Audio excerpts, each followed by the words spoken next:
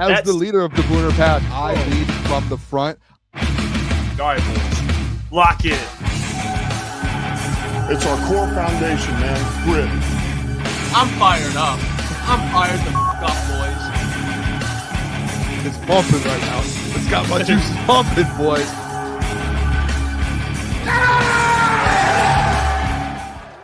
Welcome to Crunch Time with Jeff, Booner, Lucas, and Mike. It is me and Boone to start the show. We're here. Appreciate you tuning in. Big day today. We got DoseOfDion joining. Got lots to get to. Eagles Commander. Here's another Commander slap. You're going to join in a second here. He's lurking. He'll be here in a second, Lukas Klotz. We got Lucas's watch list, Lions, Jags. We got some storylines to get into. Ben Johnson and the offense has to pick it up.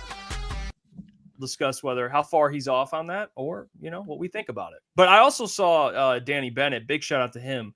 Speaking of Ben Johnson, I don't know if you saw it, Boone, but it was like, who would you rather keep this offseason if you had to only keep one, Ben Johnson or Aaron Glenn?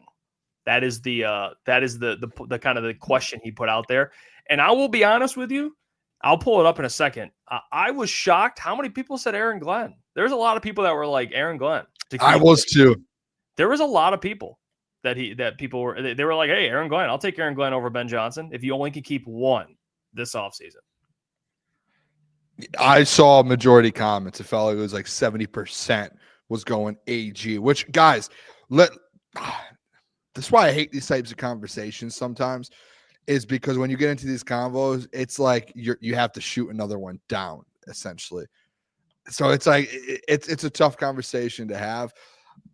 I think right now what's happening, I think there's a little bit of a recency bias, like with AG. Like, I think AG is a great DC. I think he's one of the best in the league right now, and he's going to be able to be a really good head coach.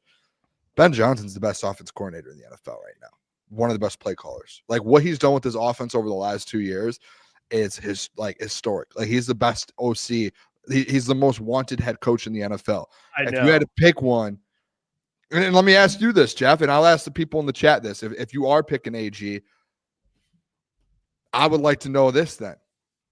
Who's easier to replace, Ben Johnson or AG? Because that's where my mind goes instantly, to where it's harder to find another Ben Johnson in the NFL because he is the best at what he does in the entire NFL, to where it's like, AG, I can go get Mike Vrabel, or I can go get, this person, or Robert Saleh just got fired. Like, there are guys out there who have been very, very good DCs in the NFL. Probably you could argue better than him when they were DCs. And you can go find a good DC. But like a guy like Ben Johnson with that mind, not a lot of them out there. Like you're going to swing and miss a couple times maybe before you find another Ben Johnson. And I saw the discussion under the post. Again, this is Lions on Tap. It's our guy Danny Bennett. But Danny does a great job. I saw some people kind of, people back and forth. Some people were on the keep AG. And by the way, I want to make this very clear. When we have these combos, I see Wheezy D saying how, this is Monty versus Gibbs all over again. We bored and y'all trying to divide. This isn't about trying to divide, but it's not at all. It's a Thursday, so we get into these hypothetical scenarios. If you're going to lose one, who would you rather keep? It's just a hypothetical. Doesn't mean you hate the other. It's just preference. And to me, a lot of people commenting and being like, "Well, Dan, has more of his hands in on the offense rather than the defense, so I would go AG for that matter." I would obviously pick Ben Johnson. That's my opinion. I think there's teams right now in the league that would fire their head coach for Ben Johnson. Like, at this point, under contract, they would fire their head coach for Ben Johnson. So I would go Ben, but again, that's not saying that AG's bad or he's not great. He is great. I think AG, if you want to say Ben's now you would agree, best OC in the league or one of, AG is up there in DCs. I mean, for sure. Off the top of my head, I would go Steve Spagnuolo, obviously number one defensive coordinator. He's elite.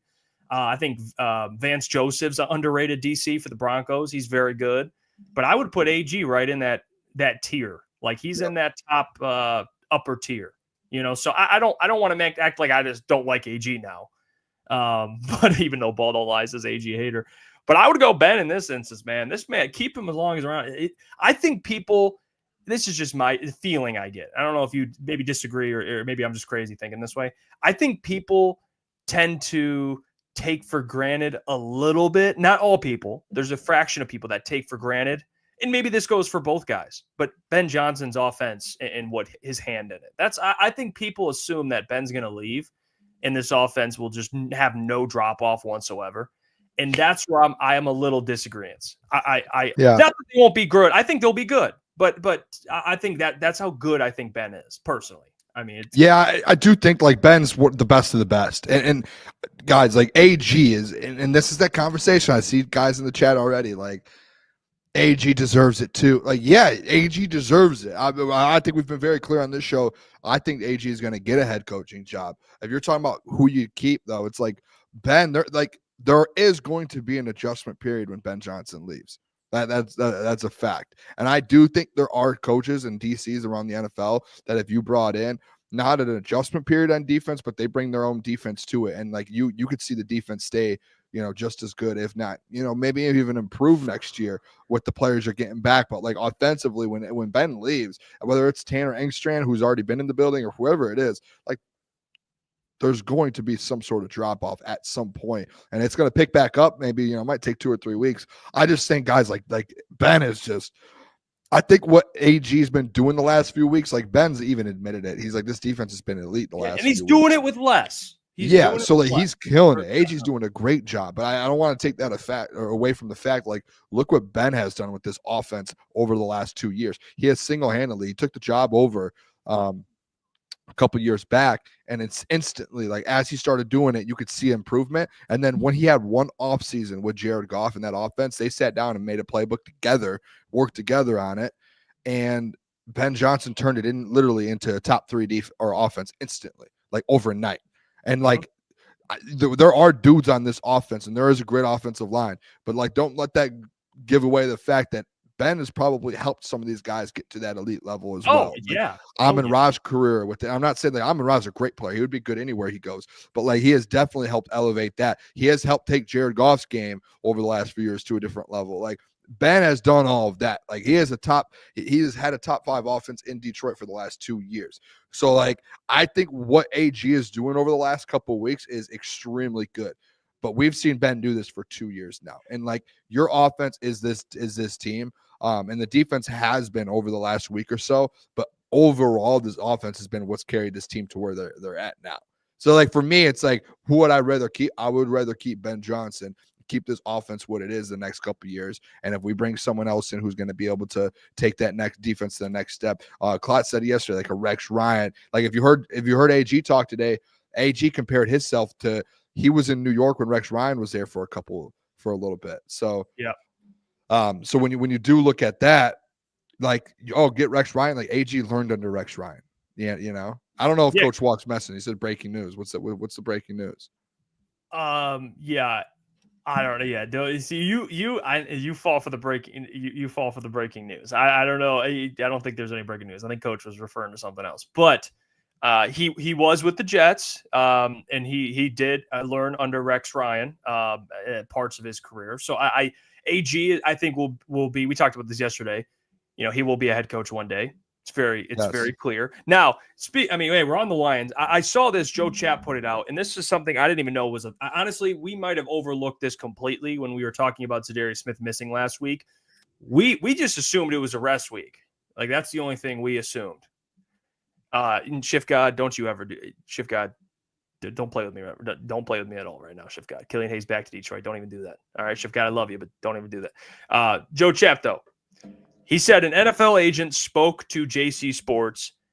He said what the Lions did to Za'Darius Smith was a classy gesture. Classy gesture. Yes, Chris Christie, classy gesture. Oh. Za'Darius Smith hasn't been able to go to his home in Florida and survey the damage of a hurricane. Because you got to think a hurricane hit Florida, and he's been playing. He's just been in the season, has not even been able to go back. And it said because of the NFL season, obviously.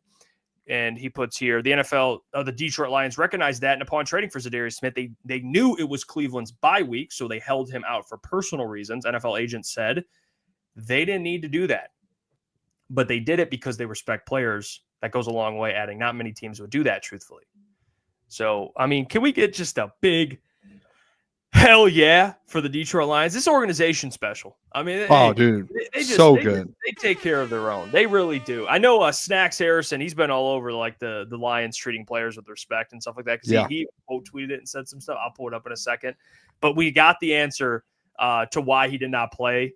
And I am not mad at all, man. Handle your business, Za'Darius. I love the Lions. This is like the new Lions. I mean, and then I saw Cam Newton today. I don't know if it was today, but a clip of him talking about the Panthers and how like they don't even have a pitcher or anything up in the Panthers facility of Cam Newton. Like, he feels disrespected. He won an MVP, took him to a Super Bowl.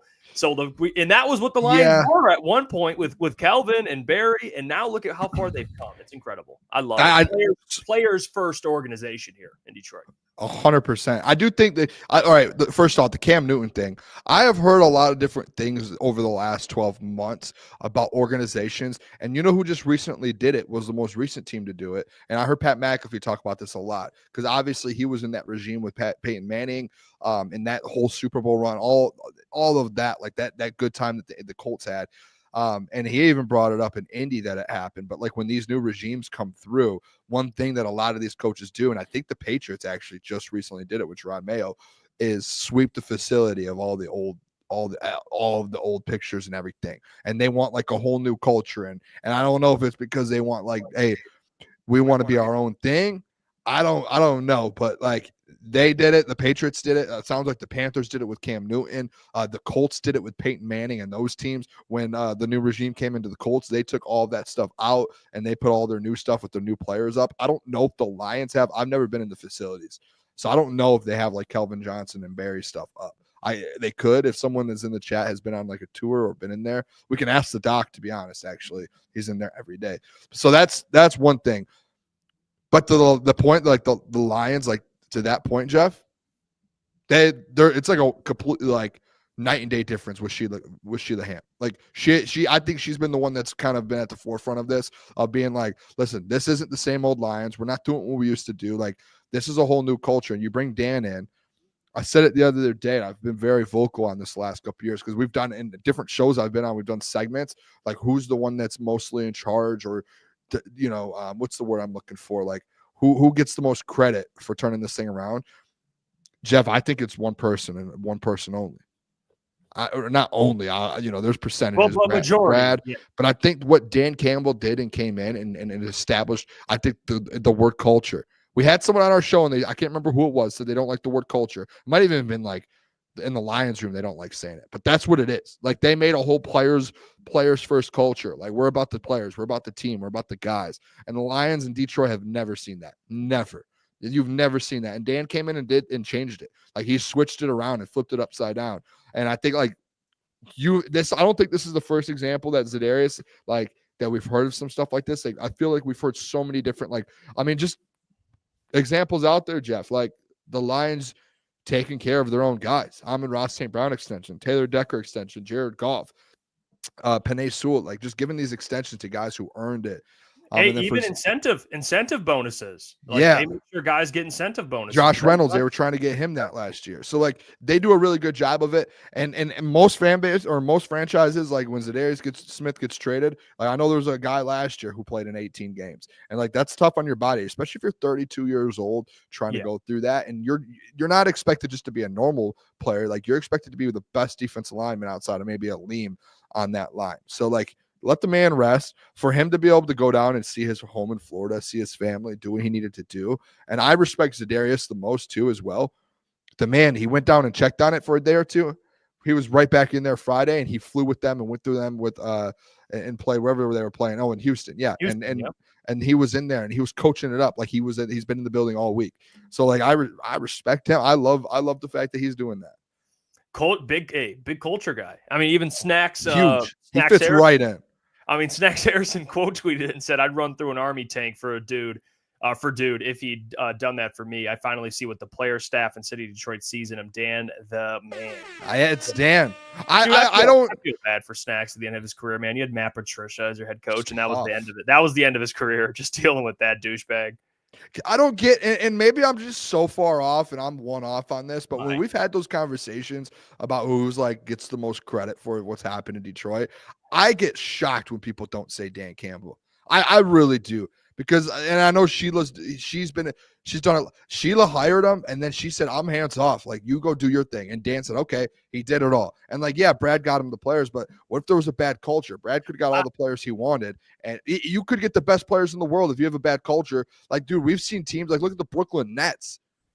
When the Brooklyn Nets got all those players, Jeff, how would that, you needed a culture. You need a coach. I think it starts like, who's in charge of the program? Dan Campbell is the one that starts, hey, this is what we're about. Brad's not the one that's like, all right, we're going to be about grit, this. No, that's the head coach that sets the culture. He's the one that comes in every day with the folder to start the day one. This is what we're about. Here's the book. Read it. I think if you're going off like just the everyone, not assistant coaches and players, because I just like the Dan Campbell and above him. I would go 25 Brad, 25 Dan. That's 50. I'd give Sheila like 40, and then you know what? Or maybe I'll go 30 for Sheila.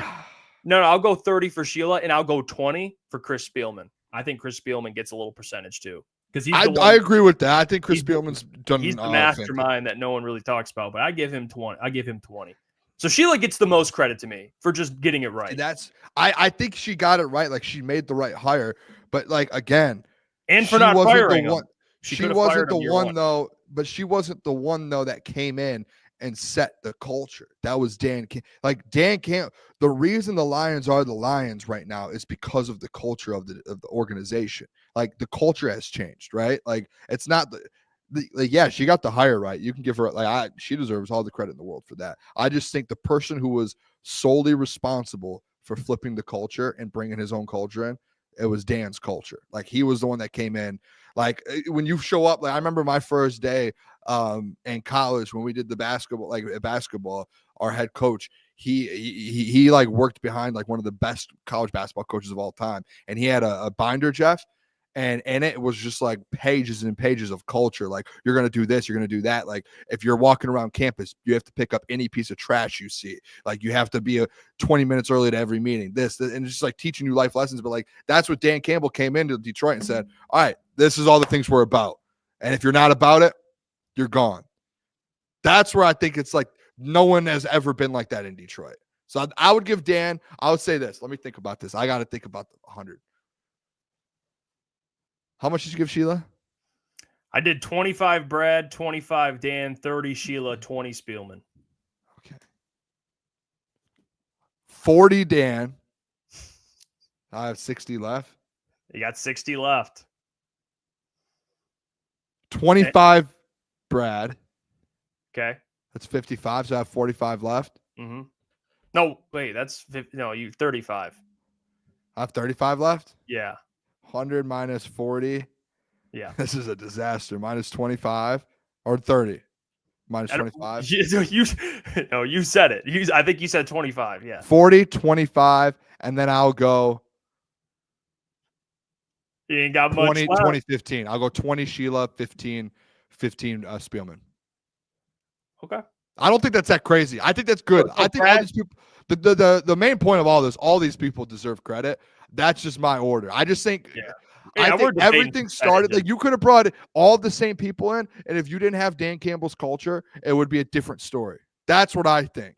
Yeah, I mean, there's good GMs that have, bonehead head coaches. And they have to fire them, and then they're in a cycle. They got to fire them. So, I mean, that's fair. But also, vice versa. That's why I gave them the same amount of credit, because there's coaches that don't have trash GMs. Yes. That's why I think Dan is very, very blessed to have Brad Holmes. Absolutely. Yeah, absolutely. Let's bring in Klotzy in here. Let's get Klotzy. Look at this. Resident Commanders fan, Lucas. For the night. For the night.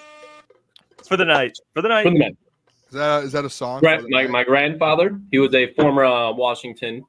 He still says their old name. We'll reserve it for right now, but my grandfather is a Commanders, current Commanders fan. He played for them? He always says, and it makes me sad, it's one of those things like, before I go, one more division. So, hey, he's like, we just need a quarterback. You got Jay Daniels. Got Jaden Daniels' grandpa. So, yeah. Oh, you didn't tell me, grandpa. Damn it. I've been pushing. Yeah, now you feel like an asshole, don't you? Your Yeah, narrative dude. doesn't surpass. No. Maybe I wouldn't be mad if the Commanders won for Gramps. I mean, I wouldn't be mad. Wait, is Gramps? What happened with Gramps? What's going on? He worked in DC for a while, so he's a Commanders fan. Doesn't say Commanders. He refuses to say Commanders. Good. But he's a diehard Washington fan. I'm not good for him, but I'm just saying like he's grown up like that. Like good, he is able. I think if you're that old and you've grown up that fan, I think you're able to. I think Maz. Maz always just called it about this. You know what I found out about him like last weekend when I was cleaning his garage out? He worked on the moon landing, like the first moon landing ever. Because he used to work in the Pentagon. He worked for IBM. And he was an engineer. He's like, yeah, I was working on Project Mercury. I was like, that sounds familiar. What is that? He goes, oh, it's the first moon landing. So he helped set up. He helped set up like the fake. He helped set up the green screen and stuff. Hey, don't do that. Don't you wash down garbage on my grandpa's name. No, it's not him. I'm just saying he helped set up the green screen to go to the moon and everything. So, space knower meet ball knower. Yeah, that's what we're talking. Somewhere in between. That's crazy. Hey, shout out Bob. He says, got to give credit to Spielman. Nice meeting you guys at Art and Jake's. Yeah, the boys were watching. Shout out Bob. We met Bob, so shout out to you, Bob. Appreciate you. Yeah, by the way, I just checked in the Commanders game. Big play. They're moving. They're moving a little bit, boys. We'll give a little updates. I ain't gonna let it slide. We'll give a little updates throughout the show. Need it. Also, I wanted to mention this. Saw Carlton Davis.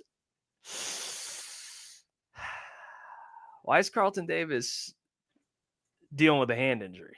I don't like that. Carlton Davis hand did not practice Wednesday. Limited Thursday. You guys hear me? Yeah. Go ahead, Boone. No, I was frozen. My whole screen. Oh, I thought you were gonna chime in with something. Oh no, he is frozen again. I think you'll be. Oh yeah, yeah, he's frozen now. Was it the end of last week or the game before where Carlton was banged up? It was the week before, right? You're good now, Boone. By the way, am I good? Okay, dude, I don't know what happened in the Texans game, didn't it? I think so. I could be. Maybe I'm thinking of Terrion. No, I think. Oh no, you know what? I'm thinking of Aleem. I'm thinking of Aleem. Yeah. I will say this, guys. The thing with it though, I think the hand. I could be wrong with this, but I don't think it has anything to do with the Houston game. Like he wasn't on the. If it had something to do with the Houston game Wednesday, he probably would have been on the report, like limited or just he would have even been full practice. He would have just been on there, like, hey, he's got this going on. He wasn't on there at all. So maybe they went full practice on Wednesday and they were hitting and pads, and maybe something happened. Because that was a similar situation, I think, with Taylor Decker last week, where Taylor was fine until like Thursday or Wednesday. And we've seen this with Dan Campbell teams, and I don't think it's I'm past the fact that it's a bad thing. Like we've seen the last year or two, like Dan loves to go heavy a day or two a week, or like he does. Maybe some weeks they go. Got to get steak. What Boone was saying, he's right. Got to get the body. Beautiful face, though. Beautiful. I know. He's like, am I back, dude? I don't know what's happening. It's just like randomly, but like we've seen multiple times over the last 2 years that guys just get hurt on like a Wednesday, Thursday, and they don't play Sunday. We've seen it multiple times. Mm-hmm. Am I okay now? Could someone help me out? You sound fine. And Dan Campbell, he likes, he keeps practices, not all the time, but he'll have some physical practices because you got to get the body ready. You know, you got to get these guys. I'll never forget it because, I mean, a lot of coaches do it in the NFL, but more so Dan Campbell's, you know, the iconic speech. Like, I do this because I'm getting you guys ready. I love you guys, man. All I think about is you guys. Yeah. That's how I know. Every time I think about it, I'm like, yeah, that's why he does it. I mean, if let's say, just playing devil's advocate here, if Carlton doesn't play, I feel like this could be a blessing in disguise because for Terrion, he'd be the number one corner for the game. But who's Jacksonville's number one wide receiver? Rookie, Brian Thomas, LSU, rookie. Alabama. So I think that's something where Terrion probably be a little bit uncomfortable, just the fact he'd be confident, but, you know, he's probably a little bit of nerves there, rookie season, going to be as a number one corner. But if you put him on Brian Thomas, who's been very good, he's one of the top receivers in the league right now statistically. So that'd be a great matchup to watch because, like you said, both those guys battle out in college numerous times. So be kind of a blessing in disguise. Get Terry on those CB1 reps against Jacksonville. I think this is a week where you obviously never want Carlton Davis to be out. You don't want any starter out for the Detroit Lions. But if there's a game where you could afford to have Carlton Davis rest up and get healthy when you're about to go into divisional play, it'd be against Jacksonville and Mac Jones. Dude, Brian Thomas, if you didn't have if you didn't have Jaden Daniels, I'm trying to think of like other ones. Him and Malik Neighbors. I love the frozen Boone face. He's fighting. Boone's face is my face. As much as I've gotten to see Brian Thomas. I mean, seriously, the guys. Yeah, you're good, Boone. You're back. This is unbelievable. I've never done. If Trevor Lawrence was healthy, I don't know. Mac Jones, he just stinks. I mean, and Trevor Lawrence has not been playing. He has not been playing super well. But you saw him, man. He's the number one receiver. That was with Christian Kirk. No wonder they wanted to trade his ass. Dude, Brian Thomas is elite. He's like third JMO, but like he's bigger. I would trying to think of like who his NFL comp would be. Because I was listening. He is going to be legit. Like he is going to be he's going to be an all-pro wide receiver at some because point. The thing is like he better than like I thought he was going to be good year one. Like I didn't think he was going to be this good, but like it's still like his route running still needs to develop, and he's still this good. So when he gets his route tree under him, you know who he remind me of? Like prime Mike Wallace. He's a little bit bigger, but their play styles and just like how Mike Wallace could just fly down the field. That's what he is. I think he's going to end up being like at one point in his career, he's going to be a top 5 wide receiver. Yeah, he's just once he develops and he gets better and he's in the NFL for a little bit, it's over. It's like he is that good. He is. And what's crazy? And shout out us boys. We just kept talking about Brian Thomas all draft. Trade up for him. Like if you're going to trade up for someone, go get Brian Thomas. Go get Brian Thomas. Like we were all in. We were all in on that third wide receiver. Imagine I think the Lions met with him. Did they? They did. That was in Indy. That was the receiver, and we were like, "Do it." If you have J-Mo, Amon-Ra, and Brian Thomas Jr. Hey, not just Brian Thomas, Boom. What? Oh, like that. I was off the receiver thing. Brian Thomas is 100 times better. But I was off the receiver in the first round. But we were all agreeing that Brian Thomas is going to be real. If you were to trade for one or trade up for one, that was the one. Yeah, it was him. Yeah. I think you got him. Neighbors is already going crazy. You got Marv, and then I got a guy who I think is going to be good when he comes back, Roman Wilson, and he's going to be in Pittsburgh where they got George Pickens now. This is going to be a very good receiver. Hold on. You guys keep leaving out someone. Jalen Polk. Lad McConkey. Oh, I was a big Jalen Polk. Good one. Lad. No, because Lad's been tearing it up too. Yeah, him and Quentin. What's his name? Quentin Johnson, bro. Quentin Johnson. He's had a career resurgence. Shout out Harbaugh. I mean, we can stop it. No, that's on me. I took us off track there a little bit. That's on me, boys. I mean, Ricky, you didn't even say Ricky Pearsall. First tutty of the year last week. Nobody talked about a 41-yard tutty. He might heat up now moving forward. I think they love him, honestly. The 49ers. No Brandon Ayuk. Yeah, they love Ricky, I think. Because they didn't trade for a receiver. They just said, we're sticking with Ricky. Yeah. We're rocking with Ricky. Sticky Ricky and Juwan Jennings. Come on now. Come on. Yeah. I don't know. 93 yards. Ricky Pearsall, 41-yard touchdown. It's a good day for the Klotz guys. The dogs. The Klotz guys. I can't wait to see. Hey, we're going to see who you got on the watch list for Lions fans to look out for the Jags. A couple. You had to dig deep. You had to dig deep today, Klotzy. I know how hard it was. You had to reach deep in the bag for someone. Yeah, because like we talked about it, like I don't want to put like the guy, like I don't want to put Brian Thomas on there. You know what I mean? I don't want to put Josh Hines Allen and Trayvon Walker. Yeah, but we'll see what we got on there. One of them will I know that for sure. Mac Jones, he's on there. Hey, watch out, McCormick. Yeah, watch out. I did see one of them. I cannot wait to. It's you know what? It's a high ball IQ move, I would say. The one of the players, I won't say who, but it's a player when you see, you're gonna be like, this guy knows ball. All right, this guy not only knows it, but he loves ball. But we'll get to that at 9 o'clock. Dion will be joining us in a little bit here, fellas. But I did see Ben Johnson when he was speaking about the offense. He was speaking highly about the defense and special teams. All right, very, very highly. And we'll get to that after. Hey, what a pivot! What a pivot! Yeah, that's a pro's pro. Just be a pro. You know what would Ben Johnson and Dan Campbell and AG say? Just be a pro. Find a way to be a pro. That's all it is. I can't wait though. I can't wait to talk about that because I just added something in the prep. We're talking about the offense. AG had a comment today where I was like, Yeah, even someone like Easy who is a Defend the Glen guy and he hates maybe a certain name that rhymes with Paradoff. I don't know. Maybe something like that he hates. His guy might have said something like that. Shout out the boy, man. Yeah, we'll shout out Easy, man. Oh, Easy. When he hears that, he's probably gonna be like, "What the hell, dude? He's enjoying here." He texted me about betting on this game. I forgot to text back. He said a beer bet. I'd never done a beer bet before. I don't know what that. Yeah, because he's with me with the Eagles. Yeah, is he? I'm gonna ask Dion too, man. I'm interested. Yeah, I know we're getting to the game, but I'm curious with this whole Eagles Commanders thing. I mean, I think we're gonna find out. I mean, dude, you can keep asking the questions. We're gonna find out in about 2 hours who the better football team is. One game. No. You're trying to set yourself up for the two side this thing. No, you've been boosting this game up for the last 2 weeks, talking about Eagles are better. They'll beat them. If they lose, you have to eat your words and shut up, man. If they win, they're better. If they lose, well, it's one game. It's regular season. Exactly. Yeah, you can sit down. That's how I operate. But if they lose, let me buckle you in. Let me buckle you in your kid's car seat. And we'll take a little drive, buddy. You're damn straight. Hey, Boone, I got a question. You're the betting man between the three of us.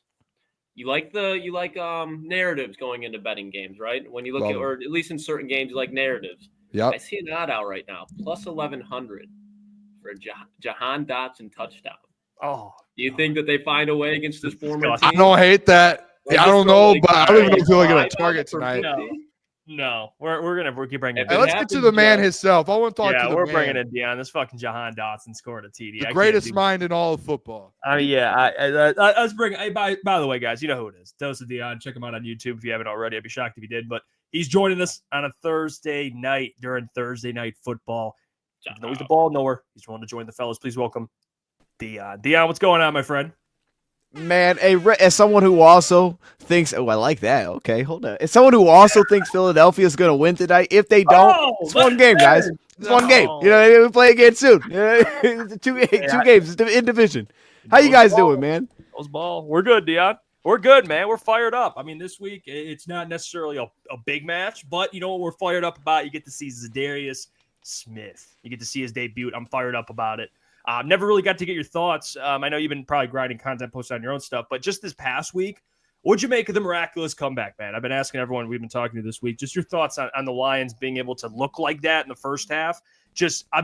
Clearly the Texans in the first half, more physical team. Second half, they switched it. I mean, the Lions got back to their true identity. What'd you think of a win like that playing that shitty in the first half? What'd you think?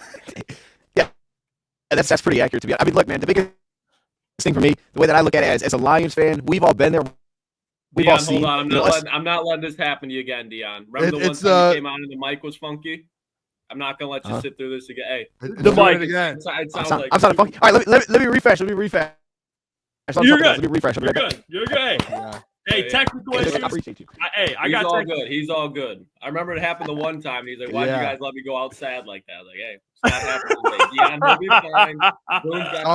fine." Sounds like a transformer. Technical issues all the time, so it's not. Yeah, Klotzy's a real team. Hey, I'm not gonna let you go out. I'm not letting you down like that, man. It sounds like a transformer. Dion at first probably like, what the fuck? What are you talking about? He probably thought he said something. Stop. Freaking You're like, I'm not gonna let you do this on the show, Dion. He's like, what I say? Just boot him straight out the lobby. Didn't stand a chance. For a second, I was like, maybe it'll correct. I thought, honestly, guys, I had no clue it was Dan. I thought it was my thing again because I keep freezing. You guys see me when you guys went full screen? I'm just going like this. I was like, it's happening again. Like, come on, man. Oh, not mad at all. We'll get Dion back in a second here. I'm not even switching camera angles. We're leaving that box for Dion. Hey, that's Dion's. Yeah. Dion's right leave there. That box for Dion. All for him. Yeah, Eagles are back on offense. I just checked the game. What happened? I thought you guys. Yeah, I mean, it's a back and forth game. It's 3rd and 8 right now. Dan Quinn's about to get a big time stop. Did Jake Elliott miss the field goal earlier? Yeah, he did. It's tough, dude. We're really just going up head to head tonight versus one of the best games of the year in NFL. And we're gonna fight with the NFL for ratings. It's like not good. Oh, that's funny. We'll have a lot of people When watch. does Thursday night stop? Like 2 weeks before the end of the season, or might Dude, even sooner before. I think it's like a week or two before. I they almost go goes all year. Yeah. And once they start doing Saturday games, which I think is week 17, that's when I think. Yeah, I don't they think it cut it out. I think we're gonna have to continue to dig deeper and deeper here as we're getting through. It's gonna be a long time with Thursday night football. Oh, the Thursday night, yeah, and Mondays, like it's all good though. Hey, well, and one day we'll be in the morning. At least we never got to worry about fighting through Pistons games. I mean, even or Wings games as right now. Hey, don't let them get good. Then you're competing for ratings. All right, don't let them get good. Now we're competing. Eagles are punting again. All right, let's bring in Dion. Let's see if let's test it out for you. Hey, Dion, you good? I think so, man. I think so. Yeah. Okay. Back, David. Okay. Hey, Dion, I just remember the one time. We can't let you go out sad. Like you that. can't Remember do the it one very time you're well. having issues. Can't Said, let not I again, don't let me do appreciate that. that. Nah, you're a good friend for that, man. I was probably sounded awful too because I hear it back. I'm like, you know what's just I recorded a whole video like that recently. It's like 45 minutes long, bro. No, I said I was so you know when you make something you're like that was heat. Oh, you're feeling good, you kind of getting that energy. Man, I'm watching it back like I don't know what to do with this, and I've tried to too. That's the unfortunate part. It's like I'm gonna fix this. 3 hours messing with the audio, and somehow it sounded worse even after you. Absolutely wasted so much time. I'm signing up for stuff like maybe if I download this app, it'll fix it. Nah, nope, fix nothing. So yeah, you know. But all right, go ahead, Dion. Go ahead. I'm glad we saw. You want to know my thoughts on the Texans game, right? yeah. All right. Okay. I mean, look, man. As a Lions fan, we've all kind of seen the multiple interception game, a lot of turnovers, the crazy stats pop up where it's like, hey, Lions basically should not have won this game. This doesn't make any sense. Like 0.1% of teams win like this. And then Stafford will have 400 yards. And it's like, all right, we had 4 interceptions, but we also had 5 touchdowns. And Calvin went crazy. So the fact that we were able to do it in this fashion, but it never became that game. Like the Lions never, to me, felt like they ever got into drop back passing mode where it was like, all right, we got to throw the football. Like kind of just forget running the ball. We're a passing team right now. We have to find a way back in.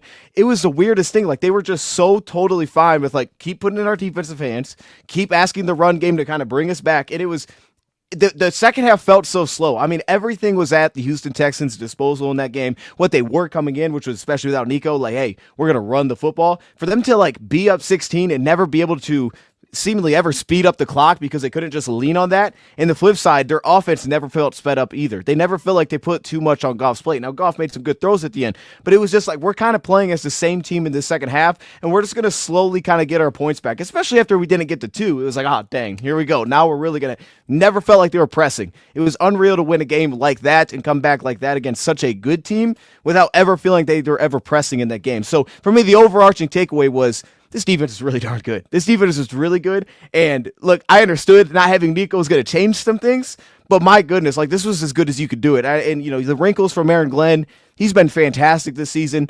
Immediately in the second half, you're seeing different looks that you didn't even see in the first half. You're like, oh man, they're throwing them off a little bit. And I thought the offense just had enough of those wrinkles to kind of pull themselves back within striking distance. But the defense is outstanding. To me, this is the best pass defense in football right now. Any team in the league, they're the most well-rounded team against the pass in football. They have no liabilities, and they're playing such as a well-oiled machine back there. It's beautiful to watch. It's amazing.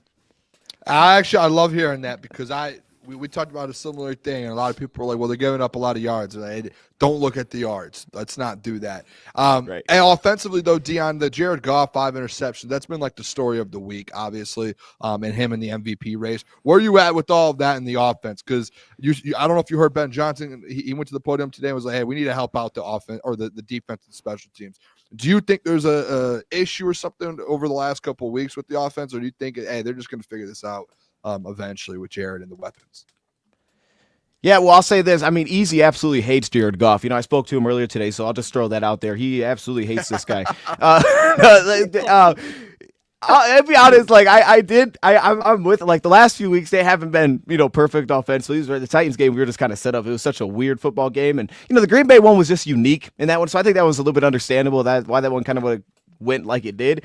This game is just like, I felt like they came out and they tried to do a few things that were like, okay, in theory, this is going to help kind of slow down this Texas defense. Everything seemingly kind of backfired. And it was just kind of trying to get back to that spot where it's like, what do we have to slow down this team? But at the same time, what do we have that we can just kind of do? What do we have that we can kind of just lean into offensively against a really good defense? And that's what Houston was. Houston's a good defense. They played Green Bay really well as well. If you watch that game, I mean, they really limited any kind of the shot plays. So I thought really the plan was fine. I just thought the execution was very hit and miss. And I think that's kind of what it been a little bit the last few weeks. For me overall with the 5 interceptions, as we all did, we put context to it. You take the Hail Mary all right off the rip. It's like, all right, now it's just 4.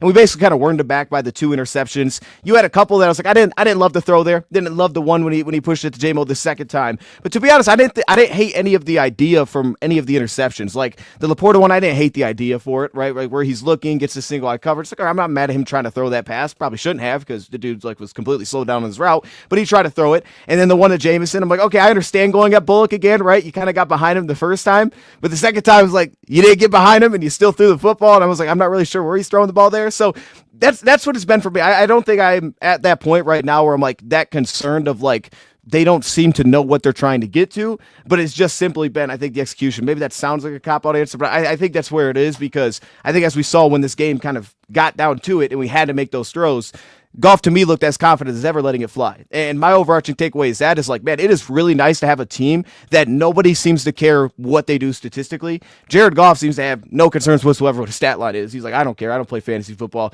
But man, I mean, we got receivers that are like, they're not catching the football and yet they're blocking their butt. You got Allen Robinson out there just working to block. It's like, these guys aren't even throwing passes. I watched for Khalif in Tennessee. No one's throwing him the ball and he's getting open left and right. And it's just like, you kind of seemingly have that across the board where just nobody really cares if they don't get their touches. They're still doing all of the other things. And I think it trickles over to finding a way to win a game like this. And again, Goff's like, just discard for what his stats were. Didn't care whatsoever. He was going to still let it go. I thought he played incredibly confident at the end to help us get back in this one.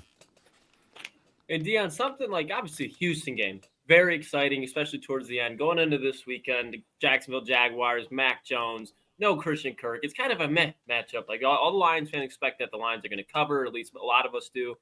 Beat up on the Jacksonville Jaguars. But something that is very exciting to watch is Za'Darius Smith. You saw him on the sideline. I think you even saw his impact on the sideline directly with James Houston, getting to the quarterback, forcing a fumble. What do you expect out of Za'Darius Smith in his first week in a Detroit Lions uniform playing?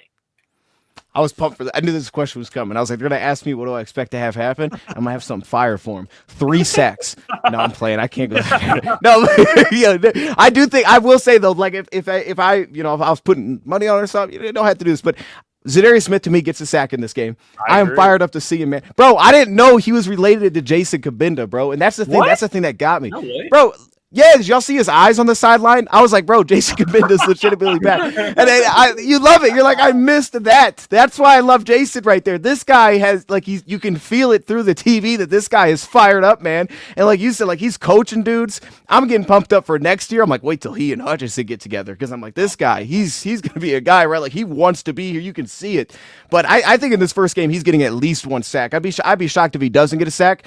I think that's how the game will kind of go, like you said. I don't know that we'll, like, put a 40 point. I hope we do. I don't know that we'll do that because I do have respect for this Jacksonville defense. But my goodness, offensively, after like the first 2 or 3 drives, he just had like 0 answers offensively, it felt like. So I think when you're going to get to a spot where they're going to have to throw, Mac Jones will be holding the football, and he'll get an opportunity to get after the quarterback and get a sack. I mean, Anton Harrison's been pretty solid through the last few games statistically, but when you watch him, you can just see like that guy can get beat. Like you can feel that when you watch him, and we'll see where their guard position is going to be at there. I mean, like let's see, does Ezra Cleveland even come back?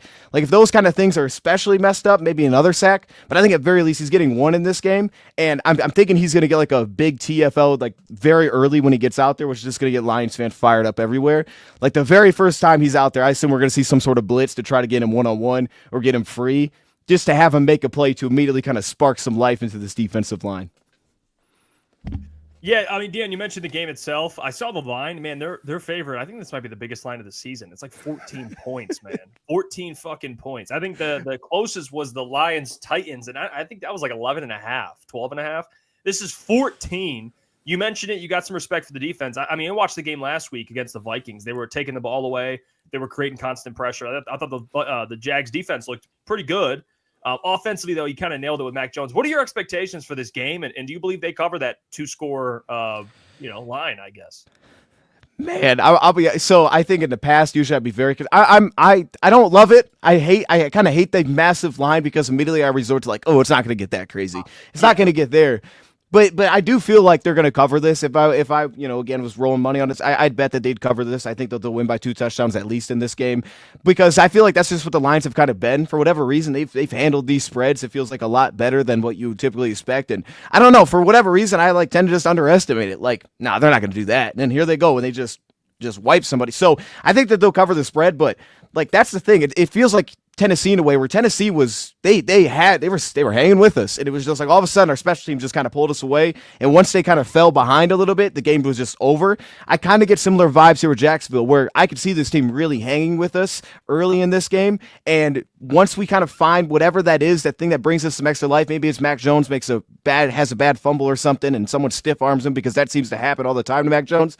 As soon as that happens and we score up that, then I feel like the game's probably gonna stretch away, because I just don't think that they're really built to play in that mode. I think they're better built than Tennessee. They do have a couple of nice pieces. At least Mac Jones has got to bend in that moment if their offense finds a little bit healthy. But I think that'll be the same problem for them this weekend. We'll pull away from them. But remember, Tennessee was kind of hanging with us, man, because they had some nice pieces and they can take the ball. Just say they didn't play well against Chicago, but this Minnesota offense is not terrible. So to have 3 interceptions, no touchdowns, 12 points, that's really darn good. I mean, we didn't do that to Minnesota. So yeah, for me, I think it'll be close early, and then second half it'll pull away. I do think Dion with Iffy potentially coming back in the next couple weeks. How do you see the Lions defense kind of going through that rotation there? Like, what do you think Iffy ends up fitting in? Because we really didn't get to see it the first couple weeks because it felt like he was just out, and then they finally put him on the IR. I think like week 3 or week 4. How do you see that going, or do you see like him just being kind of just that, like if someone goes down, he fills in, or do you think they get him in a rotation? Yeah, the one thing I'm keeping my eye on there is, we saw them use 3 safeties last season, so I think most likely he'll find some way to find some snaps there, just package-wise. I think he'll get at least some snaps there when he gets back. But the thing that I'm really curious on is, I don't know if they're going to do it or not, but if they decide to try to look into potentially giving him some snaps in a Meek Robertson spot in the slot, I don't know that they're there with him yet. I know preseason it was a talk, and it was like, well, maybe he could potentially step into that role a little bit. And I don't know that it's actually going to work out as well as a Meek there. I just think the body type's a little bit different. I don't know how great he is to match up with every slot piece. I think that could be a problem, especially in man coverage. But when I look at like the long-term outlook here with Iffy, I struggle to see how he gets re-signed by the Lions if he doesn't show that he could potentially do something like that, and the Lions can see that outlook there, because I got to believe that there's other teams that are going, as soon as he hits free agency, are like, man, we will pay that guy. The only thing would be to hold you back would be the health, and I know that's a big factor, but I mean, he's so unique in the NFL, and the Lions have their 2 starting safeties. So to me, I think that it wouldn't shock me at all if the Lions dabbled in like, what if he took some snaps from a Meek Robertson in certain spots here? I mean, maybe Mosley does that if he comes back and healthy, but because then, we'll get that blitzing ability, which he's the best blitzing defensive back that we have. I know they talked about it before the season started, so it was kind of on the table, but I think it's in the minds of like, if he can do that, then we can make a case for paying him. But it's just gonna be difficult because I think you're gonna be outpriced for just trying to bring him back as the 3rd safety. Could be wrong, but that's kind of my thought on it.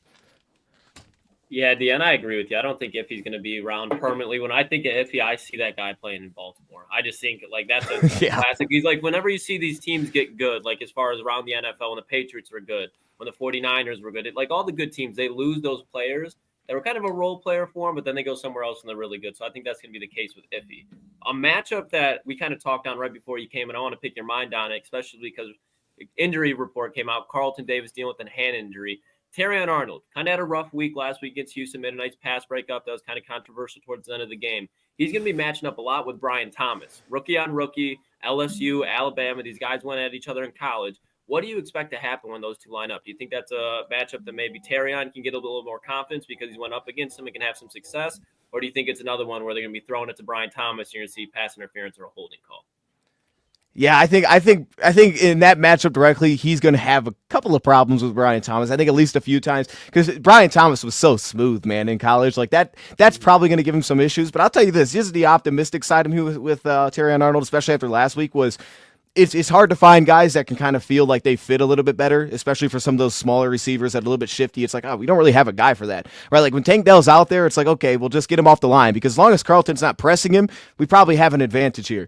And I feel like Terrion has kind of that athleticism. You can see it in just his movement skills where he can be a little bit unique, where you get some of those tougher matchups where, like, okay, they're a little bit smaller, a little bit shiftier. It's going to be hard to have a guy that's not going to get separated from. I think Terrion Arnold has that within him to do it. And we've seen this year really good moments from him. I think it's still about kind of the game slowing down. I think guys that can kind of speed him up has become the problem. But this is a rookie. And even though I think he'll have him maybe a couple times off the line, we'll have like a smooth release and he'll get a step in certain spots here, I would say on the whole, I think Terrion does well against him because I think having a rookie, it's going to be a little bit slower. He won't feel as sped up in this game. And I think that Terrion Arnold, man, like even though it's felt a little bit up and down week by week, I think that he's going in the right direction. The biggest thing there is like, I don't know if you guys see this too, but I feel like there's plenty of examples where he's definitely a communicative, which is great, but he's also kind of like, hey, I'm doing this. And then he like tries to tell somebody like what they should be doing. And then they're like, wait a minute, that's not right. And then they're both kind of in the same spot. That seems to happen like still 2 to 3 times each game. So like, that's the one thing where it's like, all right, we still got to kind of clean that up. But like you said, with that last play, like the mental toughness has constantly been there with Terrion. He's just continued to bounce back. I think it's going to serve him well long term. I do like this matchup, though. Like, it's a long way to say I like the matchup against Brian Thomas in this game.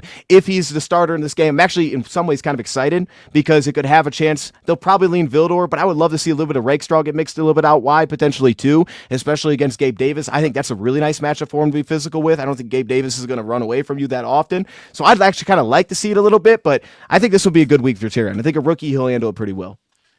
We talked about this multiple times. And when is the next loss coming? And I guess we got through like the toughest part of the schedule here, Dion, at least on paper. Obviously, the NFL, you never know. I think I have them 2 more losses. I think they lose a divisional game just because it happens at some point. You play still the Vikings and Packers. And I think there'll be another game in there somewhere. You have the Bills, 49ers, whatever it is. I think 14-3 is a damn good record. It's still the number 1 seed. Do they lose, Dion? And if so, what games you're looking at immediately? Yeah, y'all brought the wrong guy to tell y'all where they lose. You know what I mean? Like, I mean, at this point, after what we just saw, like, dude, this team. I just feel like this team is invincible, bro. It's like you throw whatever you want, this team's gonna find a way. If I went back to where I was early season, and now it's going to sound crazy, but I think this is ridiculous. I still think Chicago would be the team that would get us at least one time. I would throw Chicago, especially at Chicago. I just don't like how we match up against this team whatsoever. I'm hoping it's different this year. I think there's teams that we see do similar things schematically where it's like, okay, we've kind of had a test of that. I just don't love that matchup. I don't love how the weather could look in that spot. I don't love us being able to put up enough points where we really separate, so they'll always kind of hang around. So I would say Chicago. I think the Buffalo one's interesting too. I mean, they're clearly the best team. It feels like left. It would be Buffalo. I'm not really worried about Minnesota or Green Bay, to be honest. I'm super confident playing them again. We can play them this way out. I don't think we lose again to them. But I think Buffalo would be the other team in there. Buffalo's pretty well rounded, and Buffalo has like that ability where it's like you have the right thing, but then you kind of just don't. Last time we faced him on Thanksgiving, he wasn't completely healthy, so it's a little bit different. Healthy Josh Allen kind of shakes everything. But I would say Chicago. But to be honest, if I was betting, I'd say Chicago is the team that gets us. But honestly, right now, I'd lean towards we don't lose rather than we do lose. Hey, you in one. Bug it. Hey, Dion, I want to ask you, we've been having this conversation the last few days, since the last few weeks of AG. Do you think he ends up leaving Detroit this year? And if he does, where do you think he ends up landing? I said a couple weeks ago, I think that he ends up in New Orleans. And that was even before Dennis Allen got fired. We were having the conversation. It feels like that's like the fit for him, like perfect fit. Yeah, no, I think that is the perfect fit for him, and I think Aaron Glenn is much more like into like I'm good with leaving, like not that he wants to leave, but he just wants that opportunity. He's always kind of felt like that. He's just been taking all these. It always has given me that vibe of like this guy. He wants to just go get that opportunity. And I'm here for it, man. If that's the opportunity he wants, it's a rare job to get. Go get it if you're going to get that chance. And I think, this season, offseason feels like the best time to strike because, like, statistically speaking, I mean, this guy was getting interest when stats weren't even good. And he was like, all right, I'm not really sure why teams are interested right now, but now they're doing well. But, yeah, I think New Orleans is the perfect one. I mean, that was the one I was going to go to. I don't even know who would be second there. It just makes too much sense with where New Orleans at, what they have schematically. It just makes tons of sense. And they still feel like they have building blocks. But I don't know. Maybe he'd, want to restart it a little bit, maybe go somewhere like Carolina. I don't know, man. Maybe if Carolina opened up and that was like a surprise opening, maybe something like that would be an option.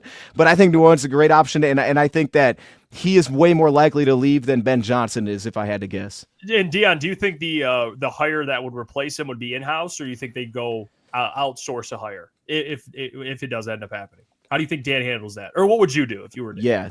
Yeah, if I personally, I would want to stay in-house. I would absolutely want to stay in-house with what we have here. I think that's kind of a lot of times the best way to do it, but I think it kind of fits with what we have, that we can keep building the same way, especially if a guy like Carlton gets extended. The issue with that is, because I was like, I don't really know who I'd, like, do you go to the linebacker room and try to go there? Because obviously that guy has to want that responsibility. I'm just not really, does anybody stand out to you, like, position coach-wise? I don't really know who on the defensive side stands out. I was like, that guy is probably the guy that would want to take this position. Maybe you go to the defensive line coach who just joined. Who? Hey, Dion, I've been persistent on this for probably like 2 years now, and it was after I saw Malcolm Rodriguez rookie year and Kelvin Shepherd, because I think if you watch is how he's developed Malcolm Rodriguez. Obviously, Jack Campbell's been a little slower, but we've seen him come on. Alex Anzalone, since he stepped foot in Detroit, has gotten better year by year. Even guys like Ben Neiman, Trevor Nowaski, Jerem, they're making plays. So that's who, when I watch it, and if you just listen, like when they did Hard Knocks, he's just like an AG like disciple. Like how AG thinks, I think Kelvin Shepherd thinks. I think they go hand in hand. So that's who I've been preaching. I mean, I guess like Terrell Williams wouldn't be a bad one either, but I don't know if that's who he wants to be. Like, I think he's comfortable at this point just being a D-line coach. But I've always said Kelvin Shepherd. Yeah, give me Kelvin Shepherd, huh? I'm with it. Y'all sold me. Yes, and then the benefit is too. It's like he's at least been. Like I just struggle with the guys that are like, well, 1 year they've been here and now it's like making the D. It'd be kind of weird if Kelvin Shepherd wants it. He feels. You guys sold me. He's first up in line. Make Kelvin Shepherd that guy. He's earned it. Mm-hmm. You know which one I do love, though? We were talking about this yesterday, and because it's not in-house and he's not even in the NFL, but I would love, Gentry said it, Rex Ryan to be the DC for the Lions. Okay. Be brick. Okay. I'd be brick for Rex Ryan. Whoa. All right. Hey, give me Mike Vrabel. I'll take Mike Vrabel. Mike Vrabel will have the #1 defense in the NFL. Yeah, if Klotz, you're going to be bricked for him. I don't know if I want Rex Ryan now. I mean, I don't know if I want Rex Ryan. He's like the complete opposite. I'm curious. I mean, he's a very good defensive mind. I mean, not your type. Yeah. Respect the hell out of him. He's just dude. Might be too old at this point. I don't know what it is. He's just I don't know. Like smart guy. Yeah. Just that man took Mark Sanchez to the AFC Championship. I know. Come on now. That's fine. You go ahead, Klotzy. I mean, go ahead. I was going to say one more thing, Dion, just because we can tell, and you put it out there very well, that you watched the game, you diagnosed the game well. What did you make of last week with no Taylor Decker? Because he was the guy that going into the last couple of weeks, he struggled a little bit, specifically in pass blocking. Now that you saw Jared Goff get under that much duress, do you think it was because Taylor Decker was out? Line just didn't show up. What did you make of that whole performance out of the offensive line without Taylor Decker? Yeah, I thought we missed him in the run game, to be honest with you. Like, I feel like a few times this year it's been like, man, Decker, I'm kind of like seeing him do some work as a run blocker, and I always think him as he's the pass protector. You know, that's kind of the mold I always set him into, so I just don't expect much. And that's, you find it flashed a few times this year. He like popped a little bit when watching games back, and I felt this game we just missed him. I thought that having Dan, and I was wondering if the Lions were going to, and they didn't, like they put Dan Skipper left tackle, if they were going to think about like, let's put Sewell on the left side with Glasgow and kind of work behind those guys, and then just kind of lean to that left side of the offensive line, but they kind of balanced it out by keeping him at left tackle, and I thought that we just missed him there, because it's not that he did a poor job. I mean, Penei Sewell, he was guy giving up some pressures. Now, we had some of the biggest negatives offensively, but I thought that we just missed him in terms, like there was times where it's like, okay, he can't really get over and kind of seal off this defensive lineman. So maybe this run that really could have popped doesn't really pop. And there's just a little bit of limitations. I mean, the guy's 6'100", so it's like, okay, I understand that that's going to be a little bit of an issue to duck down in some of these spots.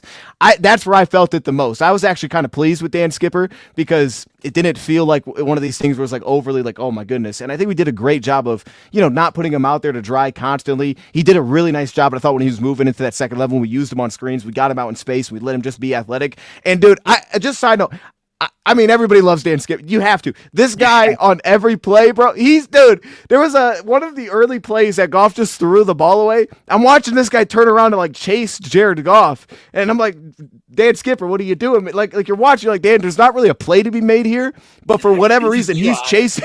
Just chasing Jared Goff as he's running to throw it away.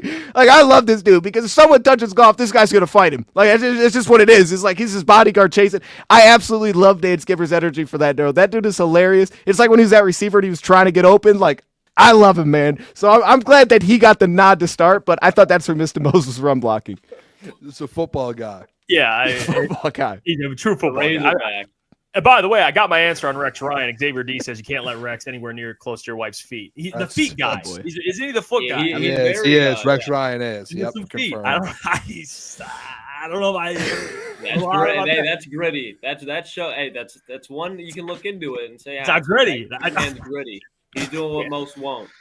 Yeah, I don't know if that's the case. Hey, well, Dion, we appreciate you, man. Keep fucking crushing, dude. You're doing a great job. Appreciate you, Dion. Guys, go check out Dion. All his great content. Dion, hopefully we get you on very soon, my friend. Thanks for always making time for the fellas, man. Always. Yes, man. It's like my favorite show to jump on, bro. The energy is so good over here. I love it, man. I forget Thursday Night Football. We're live, man. That's what fired me up. I was like, bro, nobody cares, dog. No, I appreciate y'all, man. Have a great rest of the show. Yeah, there you go. Hey, by the way, Dion, Eagles. Commanders by $1 million. The Eagles just missed another game. It's one game. It's one game. It's one fucking game. It's really a preseason game. Hey, Booner, if the Commanders lose, they're a fraud. They're a fraud. Yeah, it's a tough look. It's a tough look for the Eagles, guys, man. Ridiculous. All right, you know what, Dion? Ball north. Appreciate you, Dion. Appreciate you, yes, Dion. Sir. There you go. Dose of Dion joining the fellas. The vibes are always legend. Yeah, knows his shit too. So appreciate him as always. And the Eagles have missed 2 kicks. The defense, the Commanders' defense, they are suffocating. Hey, Jalen Hurts almost just got hurt. Jeff, do you remember the name Frankie Louvu? Frankie Lulu. I want to say. Had a sack. Just had a sack. I want to say Sam Flannel. You were right. This is 2 years later. Shout out Flannel too. Happy birthday, Flannel. Happy birthday. Oh, it's Flannel's birthday. Flannel's the Louvu got a sack on his birthday. Oh, that's got to be narrative. It's destiny. You know the Commanders are winning. Mikey Sanders still's out there making plays. Michigan man. I hope Flannel bet on the Commanders tonight. I hope he did. Yeah, he bet on Frankie Louvu's sack. I think if you bet on imagine if he did. He probably does every week. For those who don't know, when me and Klotz were with Flannel, he brought up Frankie Louvu on the Panthers as a player to watch, and we were like, Frankie Louvu, like who the fuck? And this is like when he was on. He's the Panthers. good. He's a dog. No, he is really good. Flannel knew that was like early in Louvu's career too. I was like, who the fuck is Frankie Louvu, man?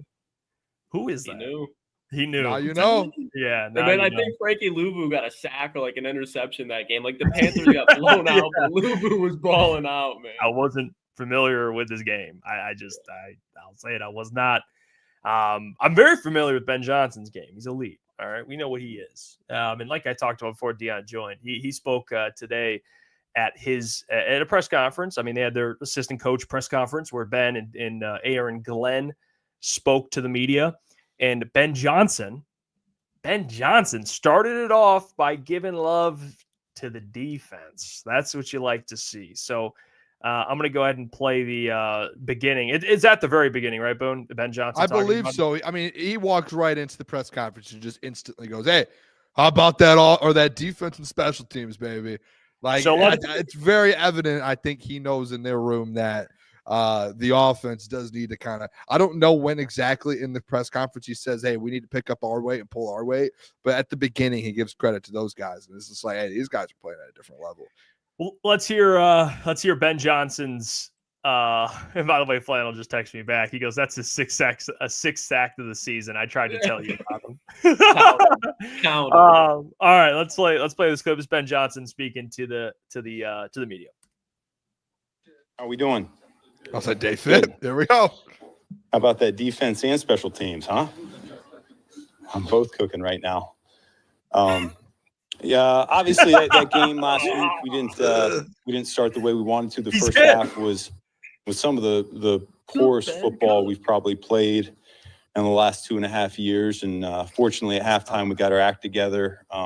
We still had a couple turnovers there in the second half, but our guys were playing harder and certainly in the fourth quarter, we did what we needed to do to win that football game. So that was good to see. That was a different type of game. We hadn't seen that from the 2024 Detroit Lions yet. That much adversity, particularly early in a game, and to be able to overcome that was pretty promising for what could unfold down the road here.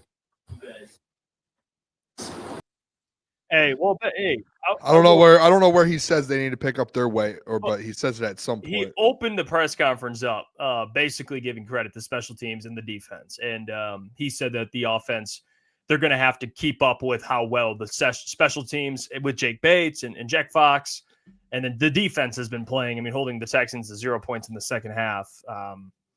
Offense has to come along here. And I think this is like a good, it reminds me of, it's like a purge. That's what I think this weekend is for the Lions. It's like that movie. I don't know how it relates, but I'll find a way. Like I was going to say, connect No, the let country me is dig going deep. on lockdown. Hey, let me dig deep. So, it's like the offense had some problems. They did. Even though they came back and won, they had to find a way to win that game. But this week, it's like the alarm, that purge, like all crime will be legal for 24 hours straight. That's what's going to go on at Ford Field when the Jags visit. All crime will be legal. Jared Goff, 5 TDs, 300 yards. You're going to have Jameer committing murder, breaking ankles. It's going to be like the purge. Did I do good? Is that good? Did I do a good job? On Sunday, nothing's off limits. Panay putting guys in body bags. That's what's going to happen on Sunday. So I think, I'm doing it. I'm tying it all ties back. You're killing it. It back. Keep it rolling. So the Lions offense, guys, I am not worried one bit. I'm not worried at all. Like they played like trash in the first half specifically, but I'm not going to sit here and break down why the offense is their problems. I'm not worried whatsoever. Even if Sam Laporta does not play, I don't care. They're putting up 35. They're putting a 30-piece nugget up on these Jags, man. I'm telling you. They might get to 40, to be honest. I thought they were going to get 40 on the Texans, honestly. What's crazy, though, to me, it's like Ben mentions that was the worst half of football that they've played in his time in Detroit. Like the whole time. And then what's crazy about that is that they're able to respond and Ben's able to go into halftime. When people criticize Ben all the time for his halftime adjustments, he can't do blah, blah, blah, this, that. He goes in and they make adjustments. And guess what? In the second half, they turn around and win the football game. And I know there was an interception or two in the second half. Outside of that, though, like the offense looked fine in the second half. Like to be able to literally play your worst half of offense in your time as the OC in Detroit over the last 2.5 years, and to be able to be in the second half and be like, let's get right back to where we were. Like, I think that's the thing. And I think that's kind of essentially what he's been talking about over the last week or two, where it's like, we have to put together a full game of offense. Like they did it in Tennessee. Remember at the beginning of the year, they were having good halves, but they were just like struggling to put a full game together. That's just what it felt like versus Houston again. So you have to go in this week. And honestly, I'm going to be honest with you guys, trust circle. Trust circle, boom. After seeing that in Houston again, that was like old habits the first 3 weeks, like a one half of bad football, one half of good. I want to see, who do we play next week? Is it the Packers? Indy? Going into Indy. Not even Indy. I want to see versus like a Packers or versus like the Bills or the 49ers. I want to see like great offensive football for 1, 2, 3, 4 quarters. 4 straight quarters, like 4 straight. Because Houston is one of those teams where it's like those are a team that if they're healthy, they can contend. So they have some dudes on defense to where it was like, all right, we were playing a contending team essentially, or a playoff team, and you have another bad half of football, which I know how good this team is. Like, we're the best team in the league. But when you do look back to weeks 1 through 3, that was the issue. You guys remember the offense getting to a slow start. They were playing 1 or 2 good quarters, and that was it. And then the other quarters, they were struggling. So at least Ben, the thing is, hey, you know a word, maybe it's 2 words. I don't know how to spell it. You know what this is? I love this out of Ben Johnson. This is what real leaders have: self-awareness. Self-awareness. Self-awareness. He's very self-aware. He is very self-aware of the situation. He knows how bad that half was. He knows earlier in the year they had a couple bad halves. He knows that he needs to pick it up because the defense and special teams is playing so good.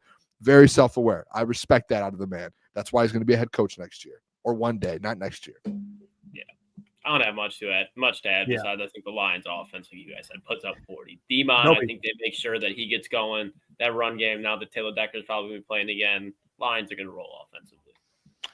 AG also said a player that impressed him the most is on offense. You'll find out. Let's hear from AG. Let's hear from AG. Was outstanding.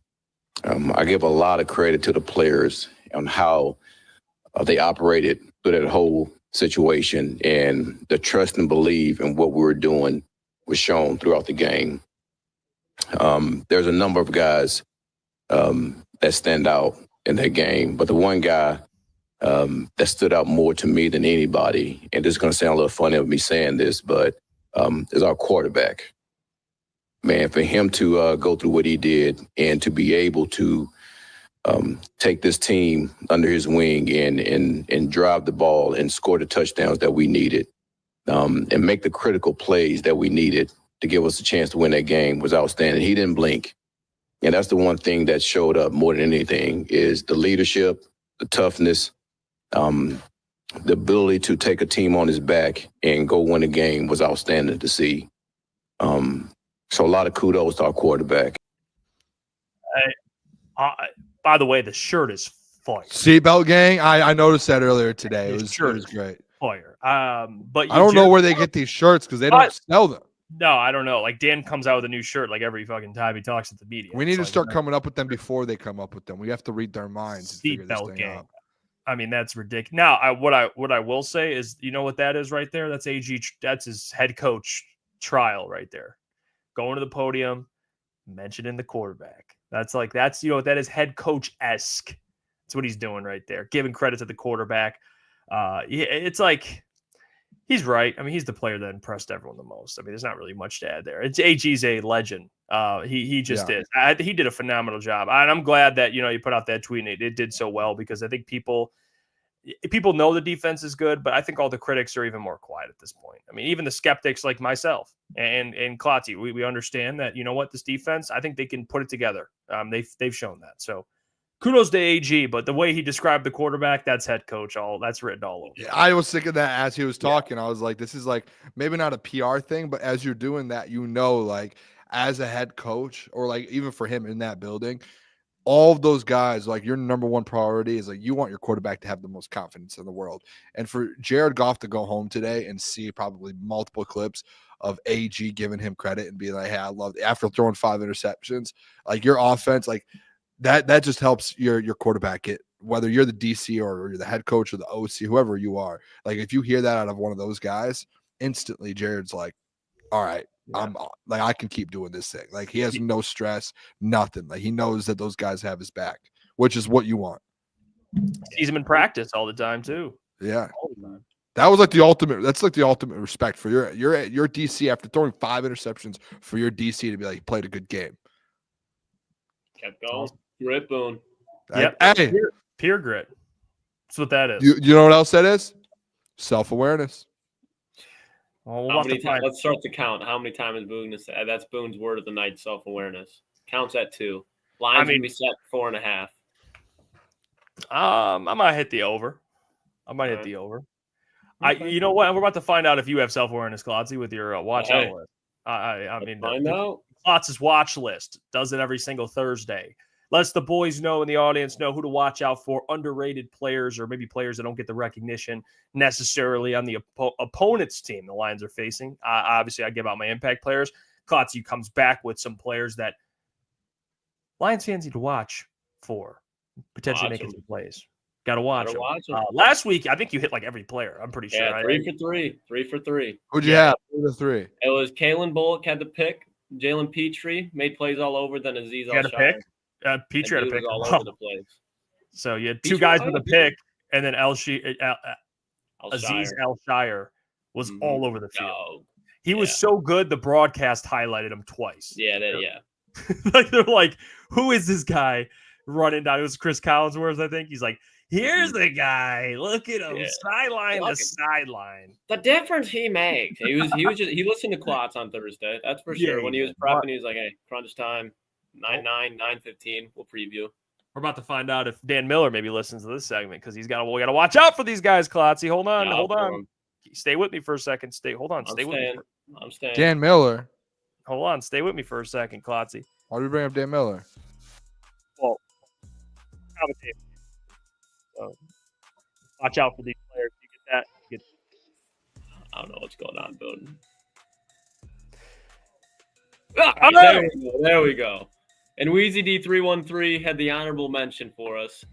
I can never say his first name, but Aluakon, he was about to be on here. He was about to, but I just think a couple guys on here, they might be a little bit more of a difference maker. Number 1, Tank Bigsby. Tank Bigsby, folks. Tank Bigsby right now, he's got over 500 yards on the season, 4 rushing touchdowns, but he's averaging 5.5 yards per carry. So that's why I think when you look at Travis Etienne, cooked, done, bust. That's what Jeff thought all these running backs in the first round are going to be. But then you have Jahmyr Gibbs, who's the one that stands out. But Tank Bigsby, he's going to be solid between the tackles. But I think if the Jaguars want to somehow get some momentum, keep the Lions offense off the field and give Mac Jones success, they're going to have to run it with Tank Bigsby. And I think when you look outside of it, they're not going to be able to do a thing. So if it goes through that, Tank Bigsby, he has no threat through the air. He's strictly an in-between the tackles type of guy, but he averages about 4.25 yards after contact, so he knows how to break tackles. He's got, I want to say, 10 rushes of 10-plus yards or more, so he's got some big playability. But if there's going to be a guy outside of Brian Thomas, who I think has an impact on this game for the Jacksonville Jaguars offense, I think it's Tank Bigsby, who right now is their RB2, but he's playing like their RB1. Number 2, Andre Cisco. Andre Cisco is very, very, very, very similar to Jalen Petrie, and I think he's having a down year. It's not his best year, but I think that Jacksonville defense in general is having a down year outside of Trayvon Walker and Josh Allen. Andre Cisco, he's probably the best overall DB. Tyson Campbell was very good at first, but he's dealing with injuries, and he hasn't been the same. He's a guy that's going to be in the nickel a lot. If they're going to have somebody manned up on St. Brown or Jameson Williams, no Sam Laporta, so you're probably not going to have to deal with that. But their best DB coverage-wise is Andre Cisco. He's got an interception on the year. I don't think Jared Goff's going to be having many turnovers at all. So right now, Andre Cisco, if there's going to be a guy in the secondary that's making plays coming up in the run game, it's going to be him. So that's who I have on their defense. And finally, boys, the only man that's going to be scoring points for the Jacksonville Jaguars on Sunday, Cam Little, the rookie out of Arkansas. He's 13 for 14 on the year. He's got 2 of them for over 50-plus yards, but he's very accurate. The only reason he's on here is because this offense is not going to be able to do anything. Mac Jones, going to be a non-factor. Probably will get the ball over the 50 a couple of times. In the red zone, he's going to take a shit. You know what that's going to lead to? A lot of field goals. And Cam right now, he's kicking the rock at a pretty high rate. He has 1 miss. It's between 40 and 49. Otherwise than that, he's perfect. But Cam Little, I mean, you got to watch out for him because he's going to be the only one scoring points. That's my 3 boys. Tank Bigsby, the running back, RB2, Andre Cisco, and then Cam Little, the rookie kicker. So that's who it is. That's the Klotz's watch list for the week. I had to dig deep. Like, I almost put you're lineman in here. I almost put Ezra Cleveland. Like, there was outside of like Brian Thomas and Travis Etienne, I was thinking about Evan Ingram, but I mean, like, everybody knows who Evan Ingram is. So I'm trying to find these guys, but it's just like, oof, this week it's bare bones. It's bare bones. Yeah, I mean, you're digging deep. I mean, you're digging deep.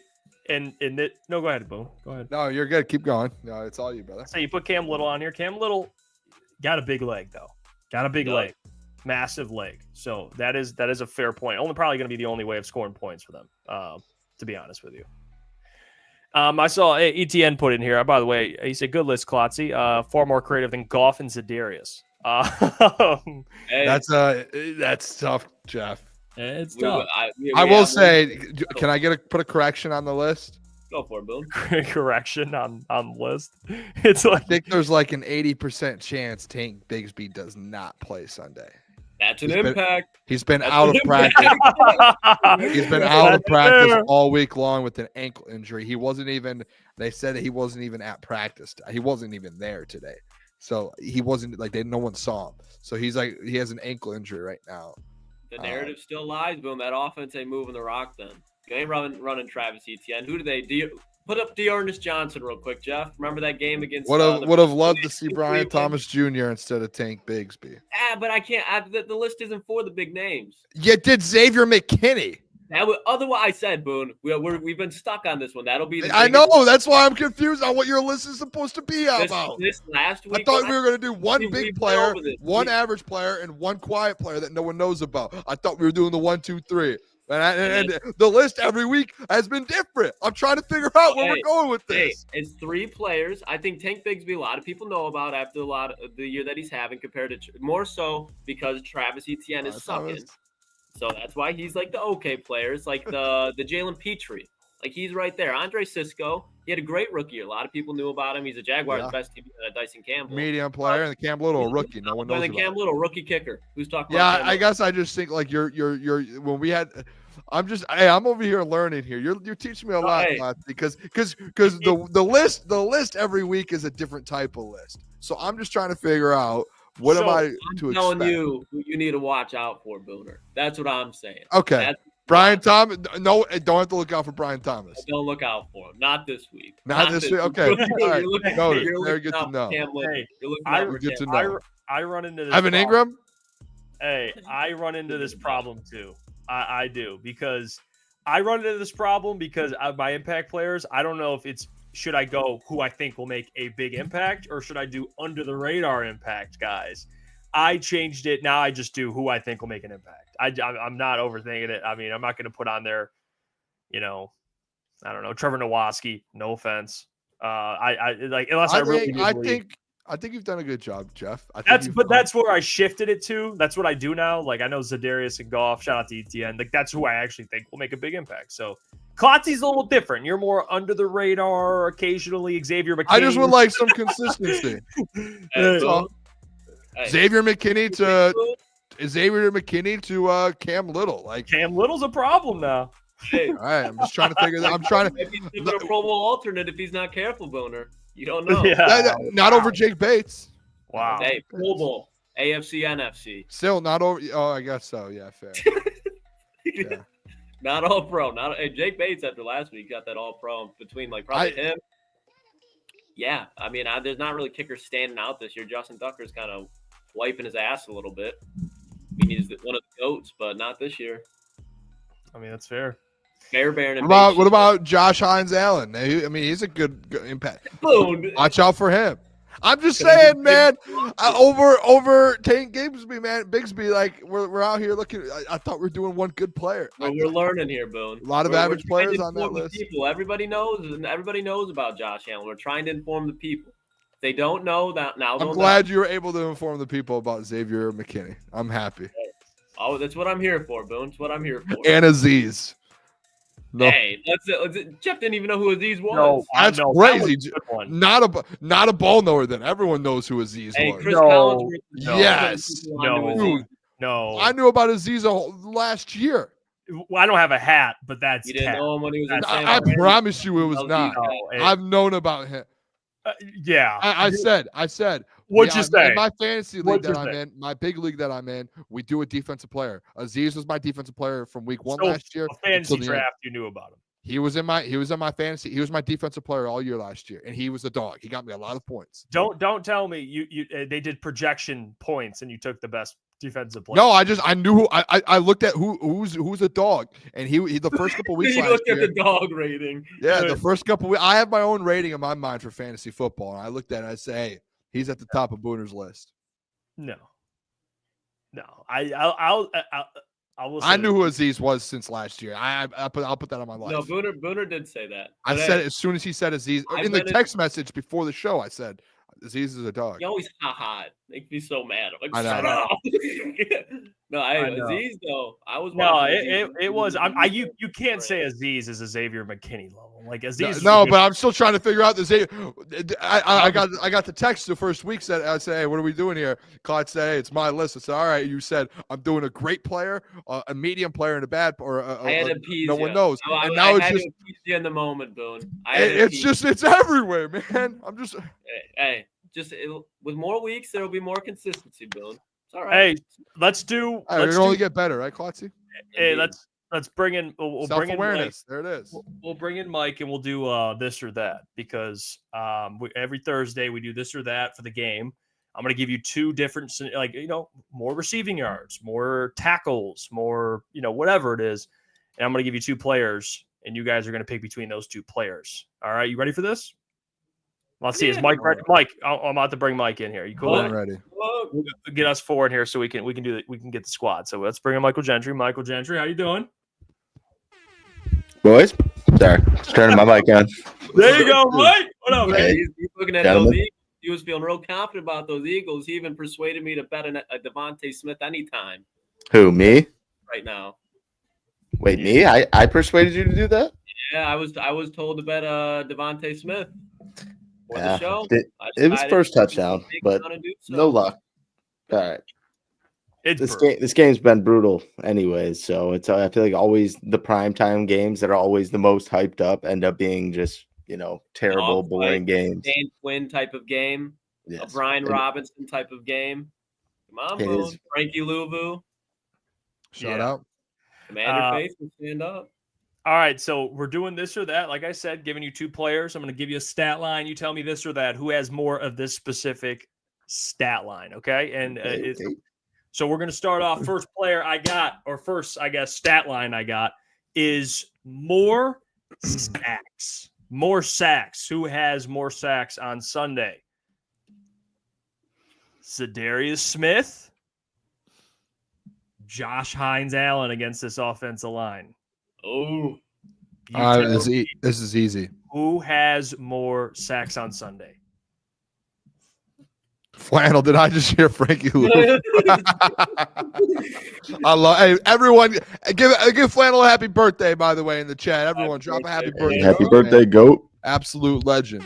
Shout out Flannel. And shout out Frankie Louvu. Got a sack for Flannel's birthday. Yeah, hey, listen, I think this is an easy one. And boys, I don't even know if you guys need to go for this. I'll give you guys the answer for you guys. Za'Darius Smith by 1,000,000. He's going to have a sack and a half. Guess what? Josh Hines-Allen, guess what he's going to do? Donut hole, 0 sacks, nothing. Give me Za'Darius Smith with the sack and a half versus the Jags. I'm with you, Boone, because Josh Allen, he's a very good player, but as far as acquiring sacks this year in Jacksonville, it's been going the other way with Trayvon Walker. I think Za'Darius Smith, he's going to absolutely abuse whoever's in front of him. I think he's excited. He probably feels rejuvenated being in the Honolulu Blue instead of being stuck off the side of Lake Erie with Deshaun Watson as quarterback. So I think right now Za'Darius Smith, he's getting up there in age, but he's going to shake off the rust, and you're going to look like a 32-year-old Za'Darius Smith on Sunday. We'll probably see the 29-year-old Za'Darius Smith on Sunday. Ooh, they don't want that, Klotz. I'm also going to go with Za'Darius, too. I think kind of after the offensive line having a rough go last game wasn't obviously their best performance.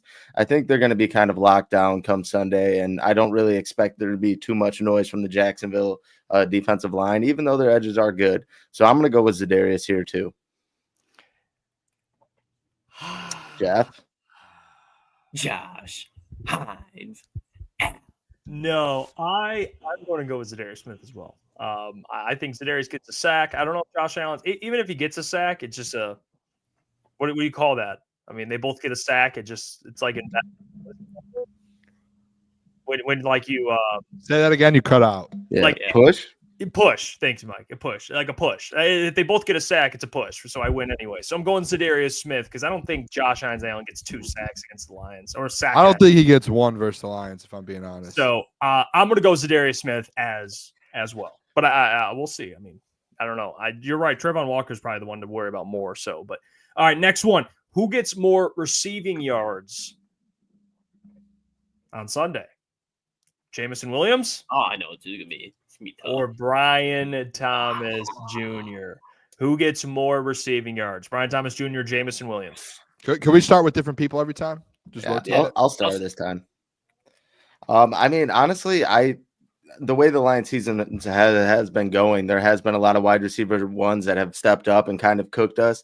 But with Mac Jones being the starter come Sunday, I don't believe in that. And I think Brian Thomas only had 2 catches for 20 yards last week. So I don't know if I trust that, even with the Lions secondary kind of allowing that wide receiver one to go nuts. I still think J-Mo will kind of have one of those games. I mean, he had 50 yards last week. So I think he'll probably have a little bit above that. I think I'm going to go J-Mo here, even though that Brian Thomas probably is the more heavy answer, I would feel like, being that the secondary has had some rough goes. But I think I'm going to go J-Mo here. Love the optimism. I know J-Mo is your guy, but it's going to be Brian Thomas. David Montgomery is going to have a game. Amon-Ra St. Brown's going to have a game. By halftime, it's going to be wrapped up, and you probably won't even need to utilize Jamison Williams in that second half. Meanwhile, Mac Jones is going to be running from his life from Za'Darius Smith, Lee McNeil. He's going to look like he sucks, but in doing so, he's going to be force-feeding Brian Thomas, especially when I think he gets matched up with Terrion. He's going to try to take advantage of that. Terrion could make some plays out of it, but also Brian Thomas could as well. So I'm going to go with Brian Thomas Jr., but that doesn't mean J-Mo can't have it then. So still think J-Mo does a little bit, but I don't think it's a day game script-wise where J-Mo's going to be going off. Yeah, I'm going to go. I would say you, Boone. I wasn't ready. I was locked. I was watching the Eagles drive. And now I was listening to the Klotz. I was dialed in, and then I was thinking about what he said. Listen, I think it's going to end up being Brian Thomas Jr. And do you remember with the Titans game when Calvin Ridley had all those catches? It's boom, boom, boom, boom, boom, boom, boom, boom, all game long. But nothing came. Obviously, they had the 14 points to start, but just throughout the game, nothing really made. They weren't able to make anything of any of that. down the stretch. So I think that's what it'll be for Brian Thomas Jr. I think he'll end up he's going to get a lot of opportunities. The last 2 weeks he's struggled. He hasn't had many opportunities. But the Lions, I think their defense is the top in the NFL, top 10. But they do give up passing yards, and it's not a bad thing, but they do. So I think Brian Thomas is going to get his. It's not going to mean or be a meaningful yards, but he will get yards. Even if J-Mo has 70 yards, I wouldn't be shocked if Brian Thomas leaves with 80 yards on Sunday. And I don't think it's a bad thing either. I'm going to go, no Laporta, give me J-Mo. Give me J-Mo. I think big play J-Mo. J-Mo could have 2 catches, 80 yards, and I think Brian Thomas ends with 50. He could still have more yards, 60 yards. I know they're going to be playing from behind a lot, but I'm going to go Jameson Williams because I think there will be some big plays to be made on Sunday, and I think J-Mo makes them. So I'm going to rock with J-Mo on this one. Next question, who has more rushing yards? Running it back, Jahmyr Gibbs or David Montgomery? I'll answer this one first. I'll happily go first. Jahmyr Gibbs, he's been doing it for a little while now. He's going to keep doing it against his bum-ass defense. Jahmyr Gibbs is going to go off. So is David Montgomery, though. I think David Montgomery probably gets 50 yards. Probably more than that, actually. I'll give him 60. We'll move the line to 60. But I think D-Mon, at least 2 tutties this week. Jahmyr, probably going to have 70, 80 rushing yards, a couple big plays. You guys know where I reside on that one. Hey, why not let D-Mon go get hot this week versus the Jags, huh? I won't be mad at I think Gibbs, you could maybe make an argument he gets the most all-purpose yards, so I'll take that. But I think when you look at it, hey, you're looking at a game, you're we need to get D-Mon going here. We need to get something going with him offensively when it comes to yards. He's scoring, but we need to get him going in the run game. Give me, like Schiff got said in the chat, give me Knuckles. Give me Knuckles. Knuckles, fellas. Someone give me Knuckles. Can I get Knuckles from someone? I got you, Boone. I got you right here. Boom. I'm as well going with Monty. I think both of these guys will both have good games. I could kind of see what Boone was saying as far as the all-purpose kind of goes to Gibbs and Monty gets more of the rush yards. I just think Monty's had kind of 2 slouchy games in a row. Not that he hasn't been effective in some ways. Obviously, he's caught a few big passes, but I think they're kind of looking, like Boone said, to get him more involved on the ground and kind of break him out a little bit, kind of get back to the early season Monty that we were seeing. So I think both of them will have a good game, but I think Monty takes the boatload of the rush yards. So I'm gonna go Monty because I think you get a pissed off Monty. I think you get a pissed off Monty on Sunday. I'm betting the over. I'm running it back, and I'm combining it with a TD. I am running it back, and if I lose, I will lose with pride. Okay, I will lose, and I will be okay. I think Monty's going to hit the over and score. I think Jahmyr has a good game, but the way it's been trending, it's time for Monty to have a big game, and I think he does against the Jags. So I'm going to go Monty on this one. Last one. Who has more tackles on Sunday? Alex Anzalone, Jack Campbell.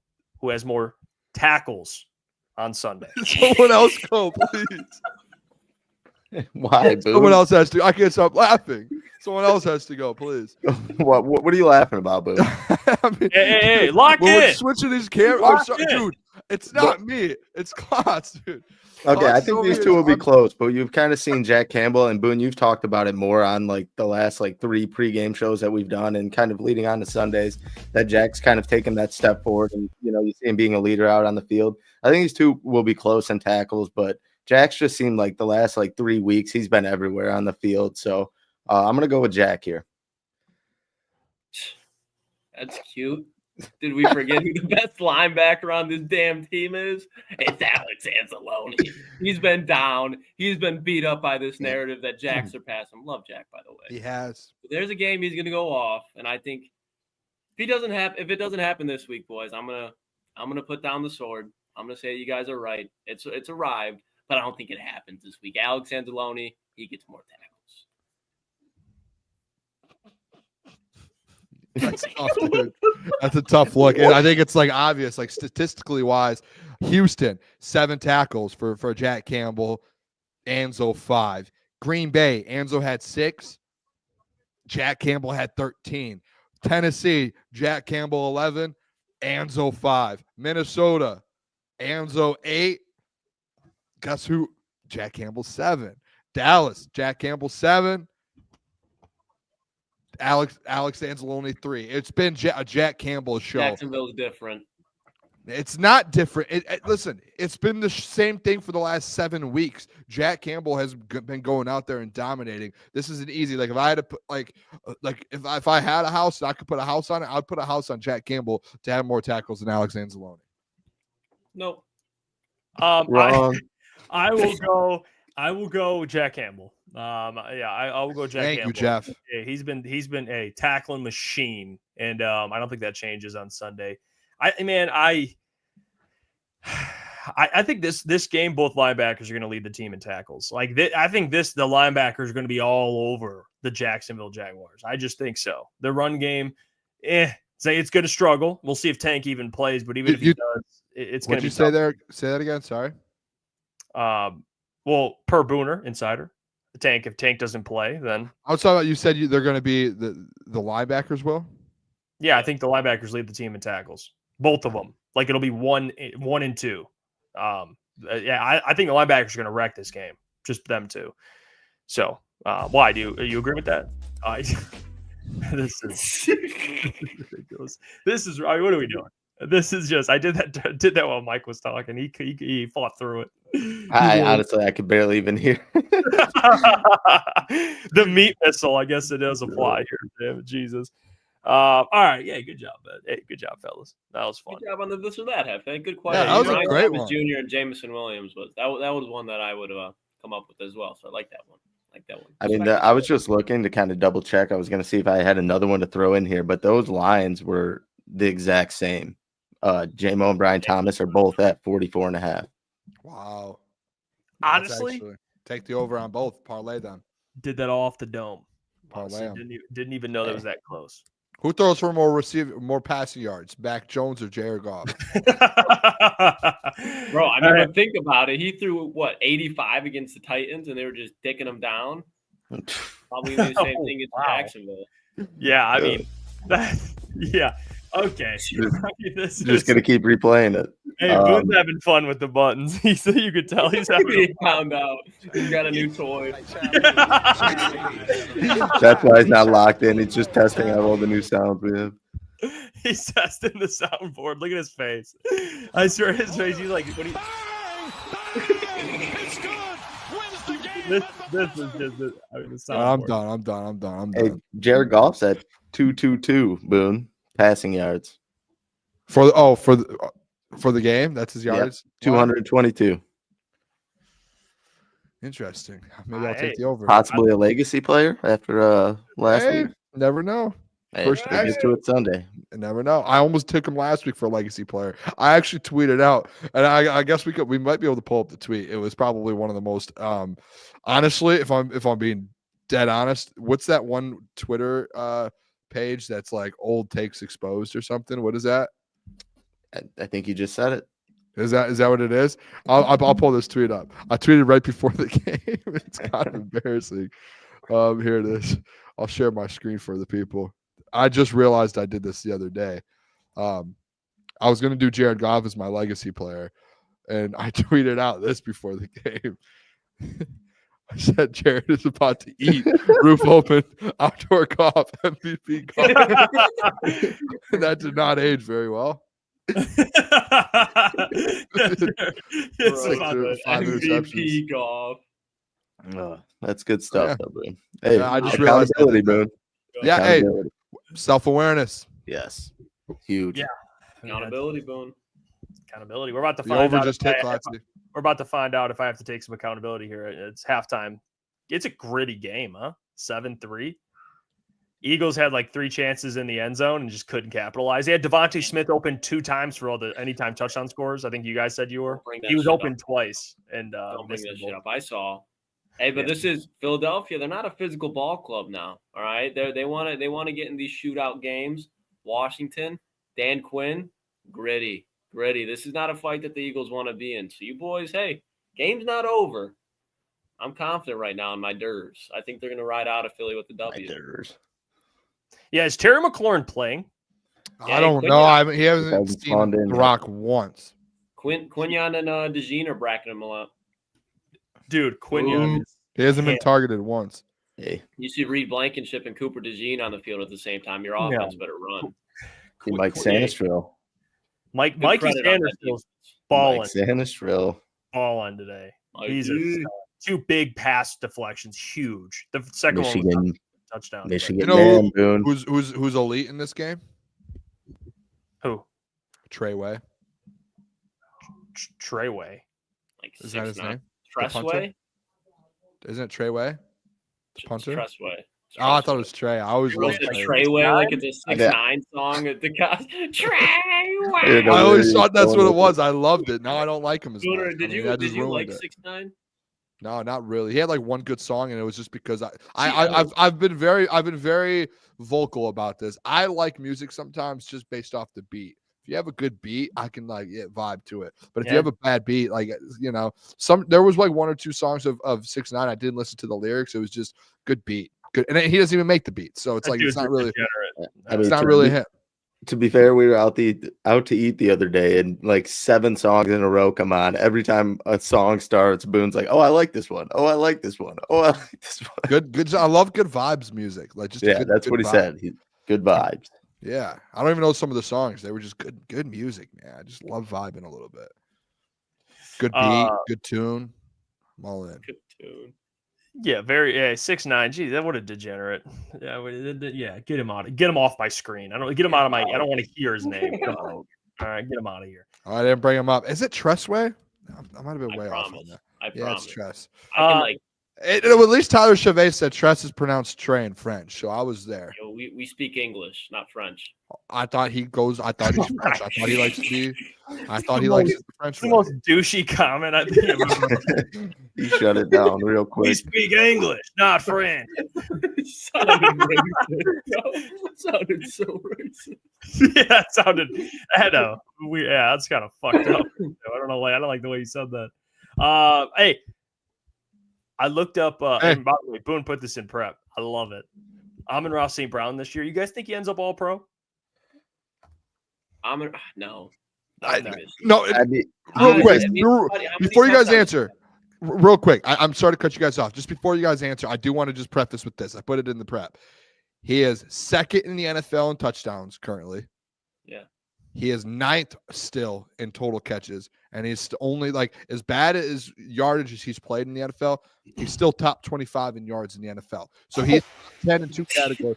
So if you're talking about the 3 main categories, he is top 10 in 2 of them, second in 1, and he is still top 25 in yards. So when you look at it and you're looking at, hey, how does the guy affect the game? I'm just saying. Boone's building a case. He's just stating facts. That's all he's doing. He's just stating when facts. you vote for those awards, you vote for the best players. You don't really look always at the main stats. You look at some, but hey, who affected and who's the best player in the league? Boone. I was with you. You made a great case until you said top 25 in yards. I have to put that out there. I'm just saying. I know. He can make his way into the top 15 by the end of the year. That could happen. I'm just saying, he is still second in the think about all these teams that are going up against him. When they have to vote, they're going to be like, yeah, Amon-Ra, because he scores on them every time, and they can't stop him. And he gets a million catches still. He's 9th in the NFL in catches. I don't think he does. How many All-Pro receivers is it usually? Is it 4 or 6? Yeah, they have first team, second team. I think they have 3 and 3. I think. Okay, well, the guys and Amon-Ra obviously is an All-Pro caliber player, but who's having an All-Pro caliber season? I think Jamar Chase. Yep. Then I think this isn't in any order. I think Justin Jefferson's going to get it too because he's balling out. I really think that Terry McLaurin's going to get one this year because he hasn't already, and he's went on a streak last couple of weeks of just it's every week's another Terry McLaurin touchdown. I think CeeDee Lamb's going to find his way.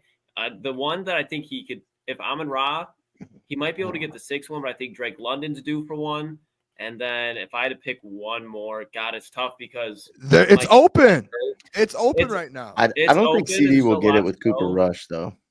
Sorry to interrupt. Yeah, he's still, but CeeDee Lamb's going to be an All-Pro wide receiver. I think by the end of the year, AJ Brown will probably be up there too. It's a good one. I even think there's a chance. I mean, we'll see how the rest of the year continues, but Garrett Wilson potentially. I mean, dude, guys, Garrett Wilson's. I mean, dude has 700 yards in 10 games. I mean, it's just to me, it's like Drake London, 1,300 yards. You got to get in, whatever. Go ahead, Boone. I mean, I'd say we could say Drake London. He's Amon-Ra's 4 catches behind him. He has more touchdowns than him. Same with who else did you say, Klotz? I'm sorry. I said I think AJ Brown finishes with 1, Terry McLaurin, CD, Justin Jefferson, Jamar Chase. What's it? AJ Brown has 20 more yards than Amon-Ra St. Brown. He has he's missed games. Either way, though, like if we're gonna start looking at these things, let's take all into consideration. He has 3 touchdowns on the year. Usually he would be at like 8. I think he has 3. Like he's if you're gonna but why can't we say that about Amon-Ra then? That's my point with this whole conversation. It's like if we're looking at it like who's the best wide receivers in the NFL, I think Amon-Ra, like he's gonna eventually start coming into his own. Like we're halfway through the year, through 8 games or 9 games. He's on track for 14 touchdowns, and he's gonna end up picking up yards more. He's not gonna go for 20 yards again at one point. He's gonna go get 50, 70 a game. So like Amon-Ra is gonna be at 1,300 yards. And he's going to be at like 12, 13 touchdowns with almost 100 catches again. Like he's going to be top 5 and top 10 in catches. He's going to be top 5 in touchdowns. And he's probably going to end up top 12 still in yards at the end of the day. So like if he has a good second half of the year, you're like, you can't keep Amon-Ra out of this. The man has 13 touchdowns. Like how do you keep that guy out? A receiver with 13 touchdowns. You don't. Like he's automatically in. 13. I don't hate that argument, but I really don't. Like I don't hate what you're saying. I'm just saying like if I had to pick, if you were to keep up at this pace, because AJ Brown we talked about got hurt, but the pace when he's healthy, very good. Another one, again, not saying Amon-Ra can't, but another guy watch out for when Nico Collins come back probably this week. The first half of the season that he had, I think people will remember. And then if he continues to go off, especially if Houston starts winning games again, that'll go in his favor. I don't hate Amon-Ra, but I think if he's coming in, it'll probably be like the 5th or 6th spot. And there's a couple guys that I could see slide in front of it, but I don't hate it, but I'm not writing him off. I wonder what's like the least amount of yards a receiver's gotten an all-pro with. I don't know. Like, not saying Amon-Ra won't clear like 1,000 or anything. I'm just curious what the number would be. Like, what typically guys have to do to get in like yards-wise. Yeah. I am curious. Someone look it up. I was going to say that too. The yards thing is definitely it's a must. He's going to have a few games getting a ton of yards to kind of get over that 1,000 mark. But Amon-Ra's case, like Boone brought up the TDs, he's been more of the most reliable person probably on the Lions.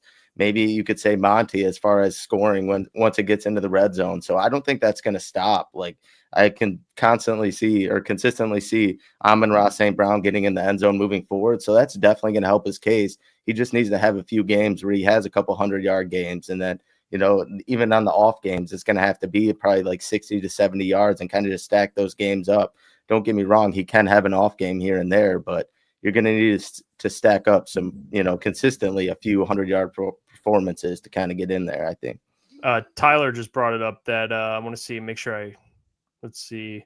Tyler says, I think yards-wise, like 1,300. Ayuk had like 1,300 last year off very few receptions. So I'm just curious with the yards. That's all. I'm just curious. Because if St. Brown ends with like 1,100, let's say, but he has like 13 touchdowns, how does that work? I guess I'll have to look at what other receivers do. But if there's a bunch of guys that have like 1,400, you're like, shit. You know what I mean? You might have to. But Tyreek Hill's having a weird year too. Maybe maybe some guys dropping out. Maybe gives him a case. I don't know. Get your questions, by the way, ready for mailbag. Any questions you guys got, Detroit Lions related, anything related, drop them. We'll answer them. But I hope he does. I mean, like you said, Boone, he's one of the best receivers. That's not a debate. He definitely is. I just think like there is a sense like when you do look at the All Pro, like he doesn't have the craziest yardage amount, and maybe I can do my homework on it this week and just go see if there's been wide receivers who have been an All Pro with like a lot of touchdowns, a lot of catches, and less yards. I'm sure it's happened. Like we've seen it with different position groups, like even quarterback. Like you've seen guys that like maybe aren't leading the NFL in passing yards. Like last year, like. I know I guess it's a little different. I just think like when you look at it, like he's on track for 14 touchdowns. Like how do you keep a guy with a receiver with 14 touchdowns or even 13 off an All-Pro team?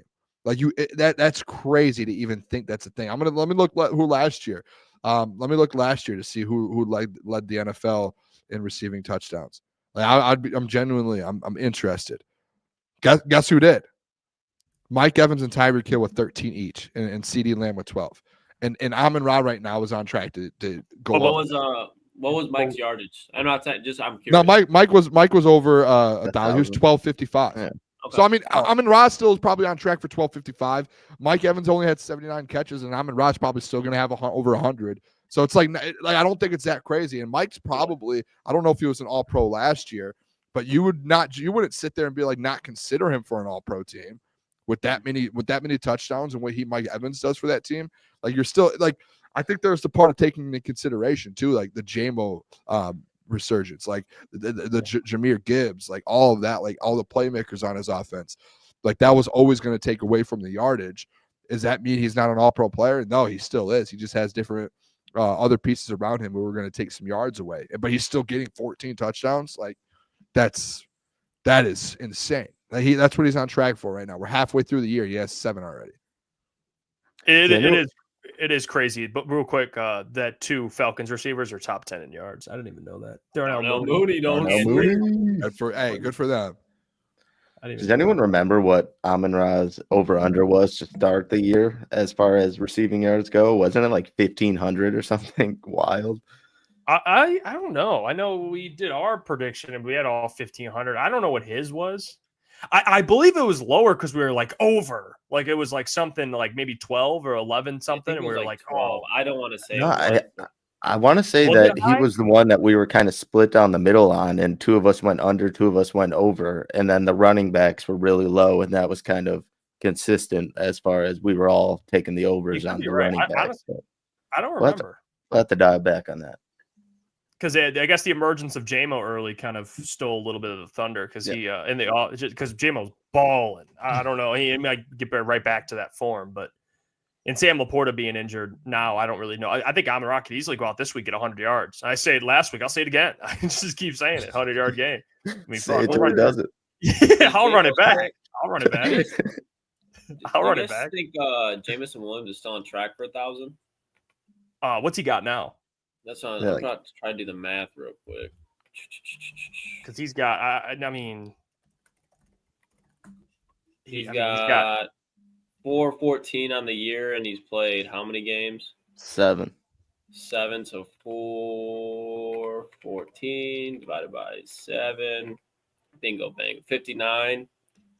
And then 59 yards. 59 times. He's going to end up playing how many games? 15, right? He's already missed 2. Yeah, 15. If he stays healthy.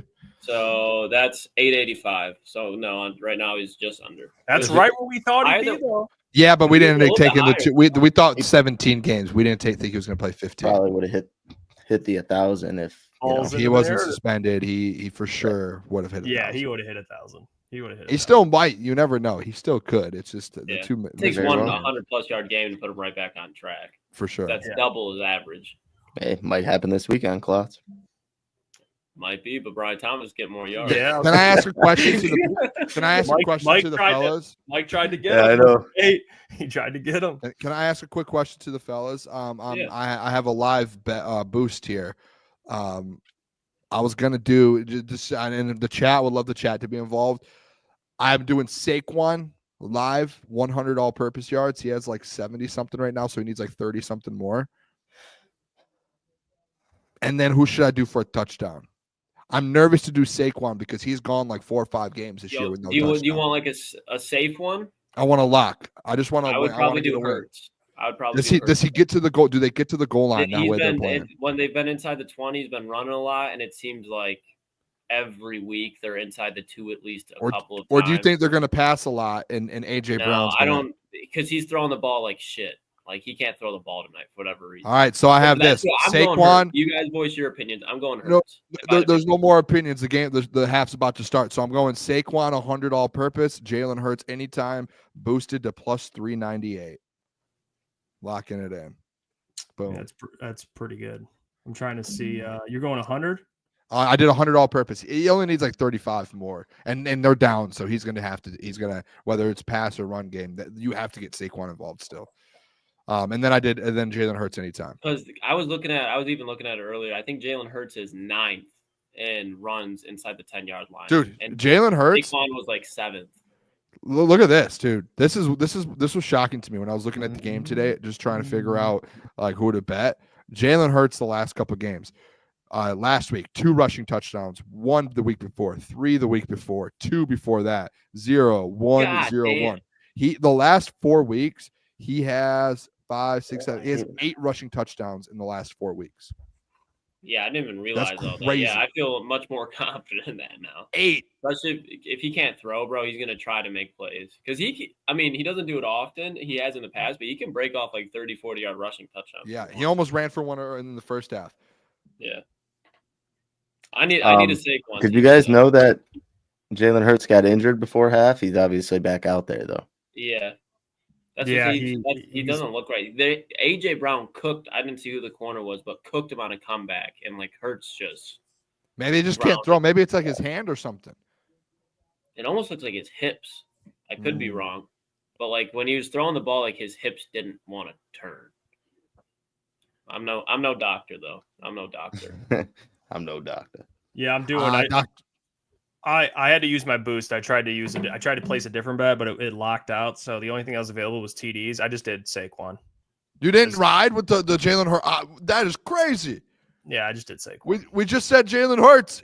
Plus, it was like plus 200 for him. It was even better odds. I know. I was under pressure. I just clicked the guy. All right, he was the best odds. So I took Saquon. That we just broke it down the whole way, and you went the opposite way. That's a tough teammate move there. Hey, you know what? Sometimes you got to be different.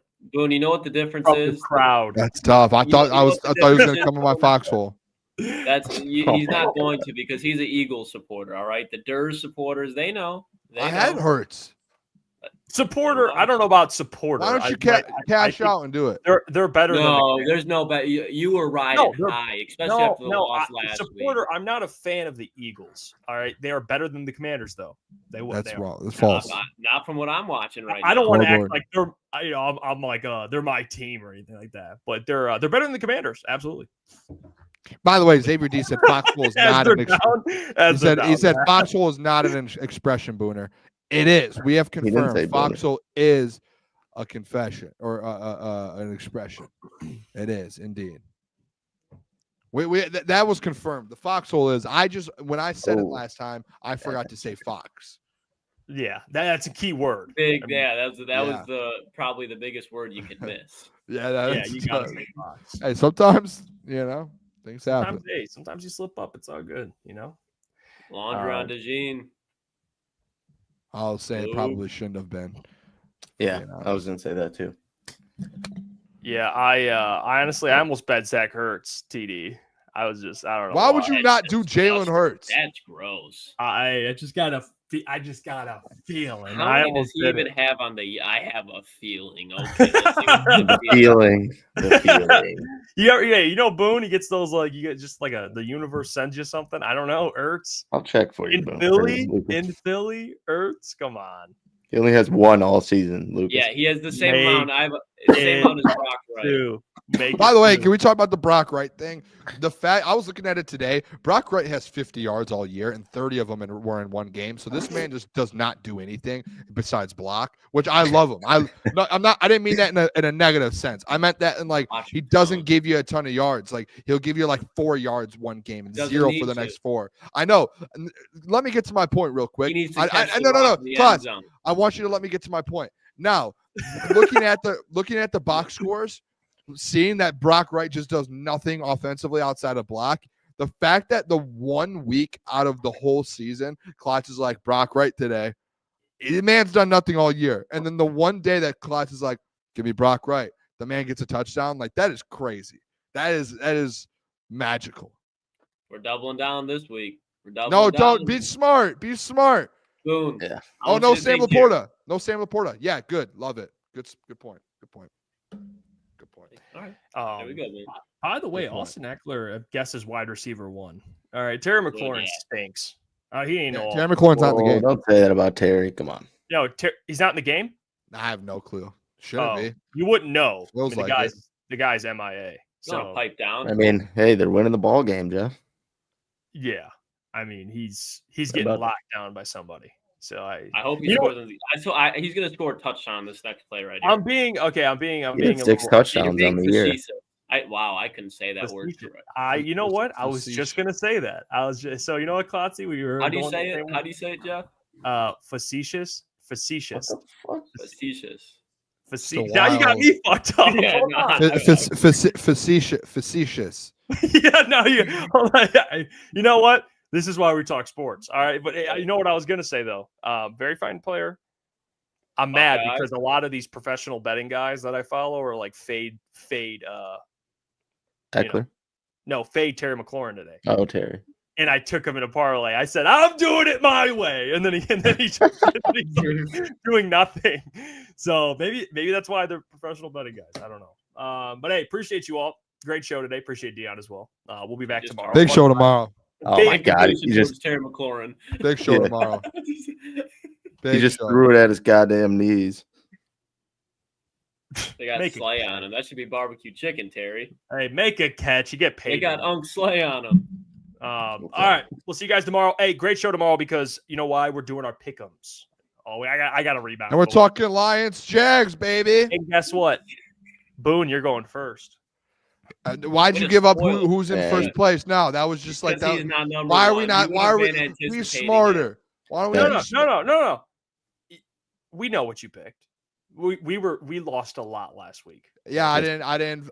You can follow me this week, Jeff. Follower, not a leader. Nope. Hey, I went first and I led all year until you did not go first last week. You went second last. Not last week, but. Yeah, and you were a follower. Falling apart all year long. I think Booner's already been one already at this time before. There you go. I keep hovering at the 3-4. All right. Hey, appreciate you guys. We'll catch you tomorrow. Peace.